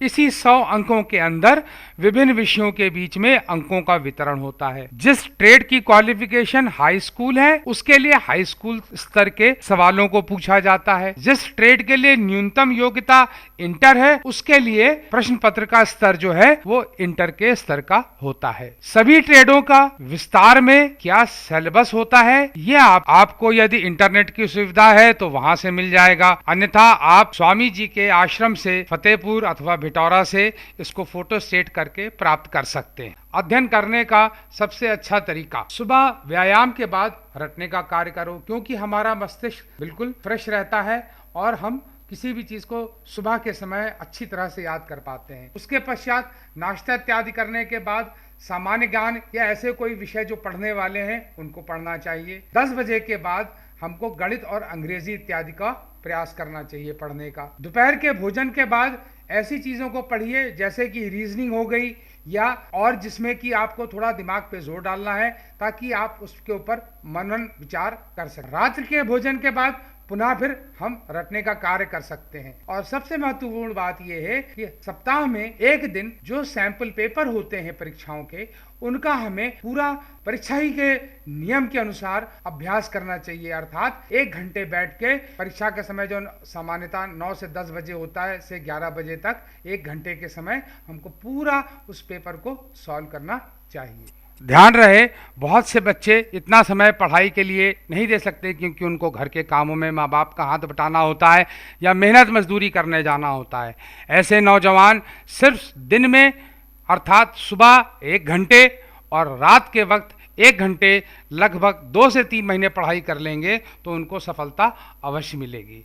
और ख़ास तौर से जब वो एक बार शारीरिक परीक्षा में सफल हो जाते हैं उसके बाद 2-2 घंटे सुबह और शाम को अध्ययन कर लेंगे तो उनको सफलता जरूर मिलेगी। ये एक मैंने आपको यहाँ पे एक गाइडलाइन बताई है, का कोई ऐसा नियमबद्ध तरीका नहीं है। ये हमने अपने जीवन में तमाम लोगों को सही ढंग से सफलता पाते हुए देखा है, इसलिए इसका आपको सुझाव दिया गया है। किसी भी विषय को अच्छे से याद करने का तरीका है 1 बार पढ़ो, 2 बार रटो और 3 बार लिखो। ये एक वैज्ञानिक तरीका है और जो भी चीजें आप लोगों को याद रखनी है जैसे कि सामान्य ज्ञान के, गणित के नियम व फार्मूले, उनके लिए जब आप सुबह याद करने का काम करते हैं और रात को सोने से पहले याद करने का काम करते हैं उस वक्त ये कार्य करना चाहिए। 1 बार पढ़ो, 2 बार रटो और 3 बार लिखो। सबसे पहले हम चर्चा करेंगे सैनिक जीडी और ट्रेडमैन के सिलेबस की, जिसका कि स्तर हाई स्कूल का रहेगा। इसमें 100 नंबर के पेपर में नंबरों का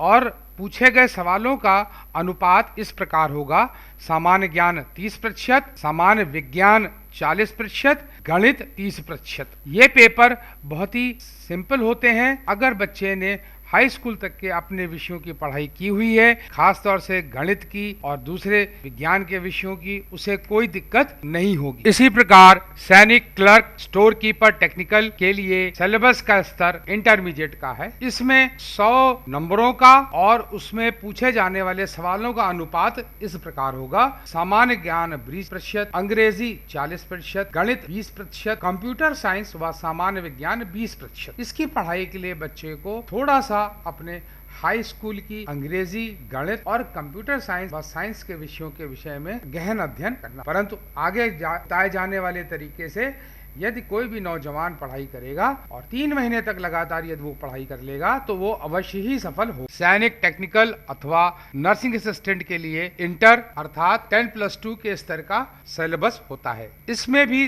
जैसा कि इसमें दिखाया गया है, सामान्य ज्ञान व विज्ञान 20%, फिजिक्स 30%, केमिस्ट्री 20%, गणित 30%। ध्यान रहे ये उन्हीं बच्चों के लिए उपयुक्त है जिन्होंने अपने हाई स्कूल व इंटर में फिजिक्स, केमिस्ट्री और गणित पढ़ा हुआ है और कम से कम 50% अंकों को प्राप्त किया है। इसके लिए बच्चे को कम से कम 6 महीने मेहनत करने की जरूरत पड़ेगी।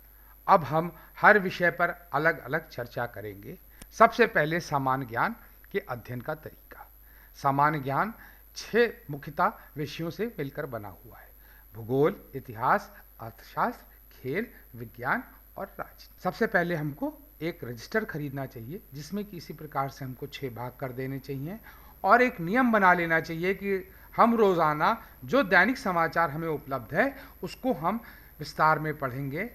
हमको अपने लोकल ज़िले के समाचार और प्रदेश के समाचारों को इतना ध्यान देने की कोई आवश्यकता नहीं है। हमको दैनिक समाचार में छपने वाले राष्ट्रीय और अंतर्राष्ट्रीय स्तर के जो प्रमुख समाचार हैं वो और उनके ऊपर लिखी जाने वाली संपादकीय टिप्पणी और अंदर जो लेख लिखे रहते हैं उनको पढ़ना। इसको पढ़ने के बाद हमको रात में सोने से पहले एक नियम बना लेना चाहिए कि आज दिन भर हमने सामान्य ज्ञान के बारे में जो भी पढ़ा उसमें भूगोल के विषय क्या थे, इतिहास में क्या पढ़ा, खेल में क्या पढ़ा, विज्ञान में क्या पढ़ा और राजनीति में क्या पढ़ा, उस हिस्से में उस जानकारी को हम लिखते जाएंगे।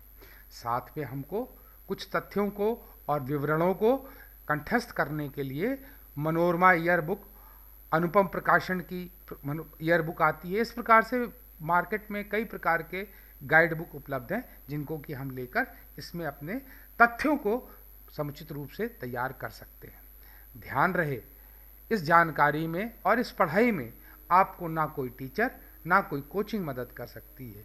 इसमें आपको स्वयं तैयारी करनी है और जो बच्चे इस बताए हुए तरीके से तैयारी करेंगे उनको अवश्य ही इसमें सफलता मिलेगी। जब हम अपने हाथ से किसी चीज़ को लिखते हैं तो वो हमारे मस्तिष्क में अच्छी तरह, सामान्य ज्ञान जितना देखने में आसान लगता है ना तो उतना आसान है और ना ही इतना मुश्किल जितना कि हम सामान्यतः नौजवानों को गणित से बहुत डर लगता है। मैं सभी नौजवानों को इस बात का यकीन दिलाना चाहता हूं कि आज से पहले आपने गणित की पढ़ाई की हो या ना की हो, आपको डर लगता हो या ना लगता हो, यदि आप मेरे बताए हुए तरीके से 3 महीने गणित की अध्ययन करेंगे, आपको 3 महीने बाद अपने अंदर इतना आत्मविश्वास हो जाएगा कि जिससे कि आप इतने आश्वस्त हो सकते हैं कि आपके लिखित परीक्षा में गणित का कोई सवाल गलत नहीं होगा। सबसे पहले हमको 40 तक के पहाड़े पूरे याद करने हैं। उसके बाद 20 तक के वर्ग, घन, वर्गमूल, घनमूल याद करने हैं। साथ ही साथ एक कॉपी में हम कक्षा 6 से लेकर कक्षा 12 तक की जो हमारी गणित की किताबें हैं उनमें दिए हुए अंक गणित, बीज गणित, रेखा गणित इत्यादि के सभी जितने सूत्र होते हैं उनको लिख लेंगे और उनको भी डेली हम थोड़ा थोड़ा करके याद करेंगे। साथ में ही हम एक प्रक्रिया शुरू करेंगे जिसमें कि हम 3 महीने का लक्ष्य बना के रख के चल रहे हैं।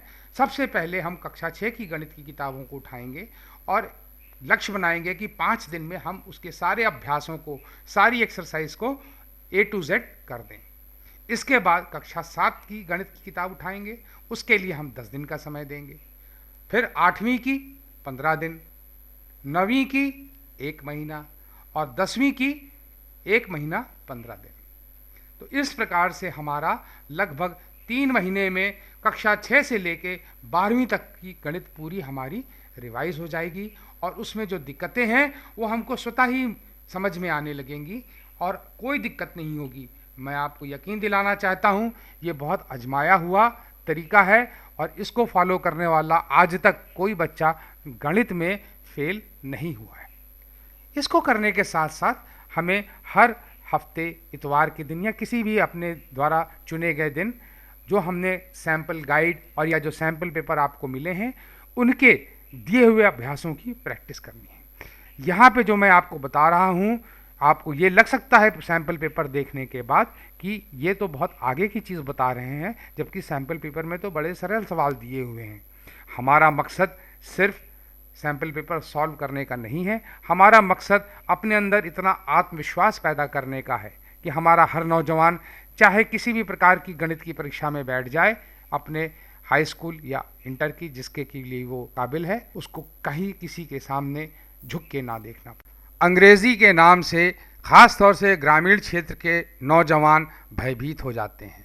मैं आपको यकीन दिलाना चाहता हूँ यदि आपको बताए गए तरीके से यदि आप अंग्रेज़ी की तैयारी करेंगे और अगर अभी तक आपने नहीं भी पढ़ी है तो भी आप 3 महीने में इतना ज्ञान अवश्य प्राप्त कर लेंगे कि आप पास हो जाएंगे।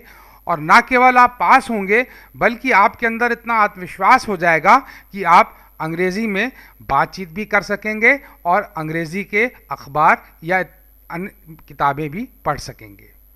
इसके लिए जैसा कि हमने गणित के लिए किया था, कक्षा 6 से कक्षा 10 तक की जो उत्तर प्रदेश के इंटरमीडिएट बोर्ड की न्यू लाइट ग्रामर की किताब चलती है उनको हम इकट्ठा कर लेंगे। उसके बाद हम कक्षा 6 से जो उसमें ग्रामर के, सबसे पहले हम ग्रामर को सीखने का प्रयास करेंगे। इसलिए जो न्यू लाइट ग्रामर में जो ग्रामर के अध्याय दिए हुए हैं उनका स्वाध्याय रोज हम एक करेंगे और उसमें उसके ऊपर बनाई गई जो अभ्यास हैं, एक्सरसाइज हैं, उनको हम रोज एक एक करके प्रयास करेंगे। यदि आप में इसके किसी शिक्षक का सहयोग मिल जाता है तो ये बहुत आसान हो जाएगा। यदि नहीं भी मिलता है तो उस अभ्यास के ही माध्यम से आप धीरे धीरे प्रोग्रेस करना शुरू करेंगे। इसमें ज़रूरी बात यह है, नंबर 1, हिम्मत ना छोड़ें, और दूसरी बात, धीरज के साथ लगातार इसका अभ्यास करते रहें। दूसरी चीज़, आप एक रैपिडेक्स पुस्तक महल प्रकाशन की पुस्तक है या इसी प्रकार की जो बाज़ार में अन्य अंग्रेज़ी बोलने चालने की किताब आती है वो एक खरीद लें, उसका अध्ययन करें। उसमें नॉर्मल बातचीत के दौरान प्रयोग में आने वाले वाक्यों का और विषयों का उदाहरण दिया रहता है, उसको पढ़ के उस प्रकार से आपस में 2-3 साथी मिलके बातचीत भी करने का प्रयास करें। इससे हमारे अंदर की हिचक भी दूर होगी और एक दूसरे की कमियों को हम बता सकेंगे। इसके अलावा हम चाहेंगे कि आप सभी बच्चे एक अंग्रेजी से हिंदी का शब्दकोश खरीद लें, सस्ते भी मिल जाते हैं 100-200 रुपए तक के, और उसमें जब भी हमारे सामने कोई नया शब्द आता है तो उस शब्द का सही हिंदी का माने देखें और उसको अपने एक बनाए हुए रजिस्टर में लिख लें, जो भी शब्द हम पहली बार सुनते हैं। धीरे धीरे ऐसे करने से हमारी खुद की शब्दावली मजबूत हो जाएगी। दूसरा, क्योंकि हम ग्रामर की पढ़ाई कर ही रहे हैं तो उसकी मदद से हमको अपनी बोलचाल में अंग्रेज़ी भाषा में बहुत मदद मिलेगी। अंग्रेज़ी में इतने ज़्यादा ध्यान देने की ज़रूरत ख़ास तौर से उन बच्चों के लिए है जो बच्चे सोल्जर टेक्निकल या सोल्जर नर्सिंग असिस्टेंट या एजुकेशन हवलदार या जेसीओ रैंक के किसी पद के लिए तैयारी कर रहे हैं। रीजनिंग का उद्देश्य किसी नौजवान की सोच के बारे में पता लगाना होता है कि क्या ये जवान क्रमबद्ध तरीके से किसी भी समस्या को सोच सकता है और उसके कोई लॉजिकल जवाब ढूंढ सकता है। इसके लिए रीजनिंग की प्रश्नावली आपको परीक्षा में मिलती है। इसके अध्ययन का तरीका बहुत ही साधारण और आसान है। जब हम जीवन की कोई भी दिन का क्रियाकलाप करते हैं, हमें यह सोचना चाहिए कि हम उसमें क्या समानताएं और क्या क्रम पाते हैं। जैसे कि आपको प्रश्न में मिल सकता है जिसमें कि 3 चिड़ियों के नाम दिए हों और एक जानवर का, जानवरों में 3 मांसाहारी हों और एक शाकाहारी। तो इस प्रकार से उनके बीच में हमें क्रमबद्धता ढूंढनी है कि क्या समानता है और इस ग्रुप में क्या असमानता है, क्योंकि हर एक वस्तु में कोई ना कोई रिश्ता या समानता या विभिन्नता जरूर होती है।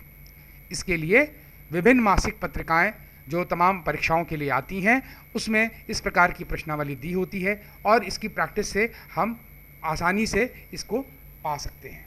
ट्रेडमैन में भर्ती होने के लिए इच्छुक जवानों को उस ट्रेड जैसे कि वॉशरमैन, कुक, बार्बर या सफाई वाला के बारे में अवश्य जानकारी होना चाहिए कि उस काम को व्यावहारिक तौर पे कैसे किया जाता है। और जिस दिन उसकी परीक्षा होती है उस दिन उनको अपने ट्रेड में, जैसे कि वॉशरमैन के लिए आयरन प्रेस करने की मशीन, कुक के लिए उसको बनाने के कुछ बुनियादी सामान, इस प्रकार की चीजें, बार्बर के लिए कैंची, ये सारी चीजें ले जाना जरूरी होता है ताकि उसकी व्यवहारिक ज्ञान की वहाँ पे परीक्षा ली जा सके। हमको इस बात का ध्यान रखना चाहिए कि हमको उस ट्रेड के बारे में डिटेल में जानकारी हासिल कर लेनी चाहिए जिसके लिए कि हम जा रहे हैं, और उसको जमीन पे व्यवहारिक तौर पे कैसे किया जाता है इसकी भी हमें जानकारी होना चाहिए। अब मैं आपको संक्षिप्त में जिस दिन हमारे जिले की भर्ती रैली में दिन पड़ेगा उस दिन सुबह से लेकर आखिर तक में क्या क्या कार्रवाइयाँ होंगी सेना की तरफ से और आपको क्या क्या करना है इसको सिलसिलेवार तरीके से बताता हूँ। नंबर 1, एक सुबह टोकन बंटने का। हमें वहां पे सुबह 4 बजे तक हर हालत में पहुंच जाना चाहिए ताकि हमको आसानी से टोकन मिल सके। जाने से पहले हमें शौच इत्यादि से निवृत्त हो जाना चाहिए और अपने साथ खाने का कुछ हल्का फुल्का सामान, फल इत्यादि ले जाना चाहिए। और साथ में हमारे पास एक ऐसा मजबूत थैला होना चाहिए जिसको कि हम अपने शरीर के ऊपर उसके किनारियों से फीते से बांध सकें। इसको हम घर में भी बनवा सकते हैं। ये थैला हमारे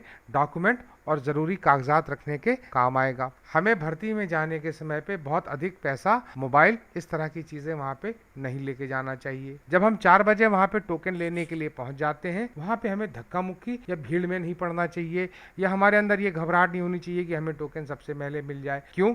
जैसा कि मैं आपको पहले बता चुका हूँ कि आप अगर अभ्यास करें कि दिन में 11 बजे भी नंबर पड़े तो आप बिना किसी परेशानी के कर सकें। तो यदि आप धक्का मुक्की में लग गए और आपको कोई चोट लग गई तो आपके सारे प्रैक्टिस को एक बहुत दुखद अंत का सामना करना पड़ेगा। इसलिए टोकन लेते समय किसी भी प्रकार की धक्का मुक्की या लड़ाई झगड़े में ना पड़े। टोकन मिलने के बाद अपने स्थान पर शांत तरीके से बैठ जाइए। फिर जब आपकी टोली का नंबर आएगा तो सबसे पहले प्री हाइट होगा।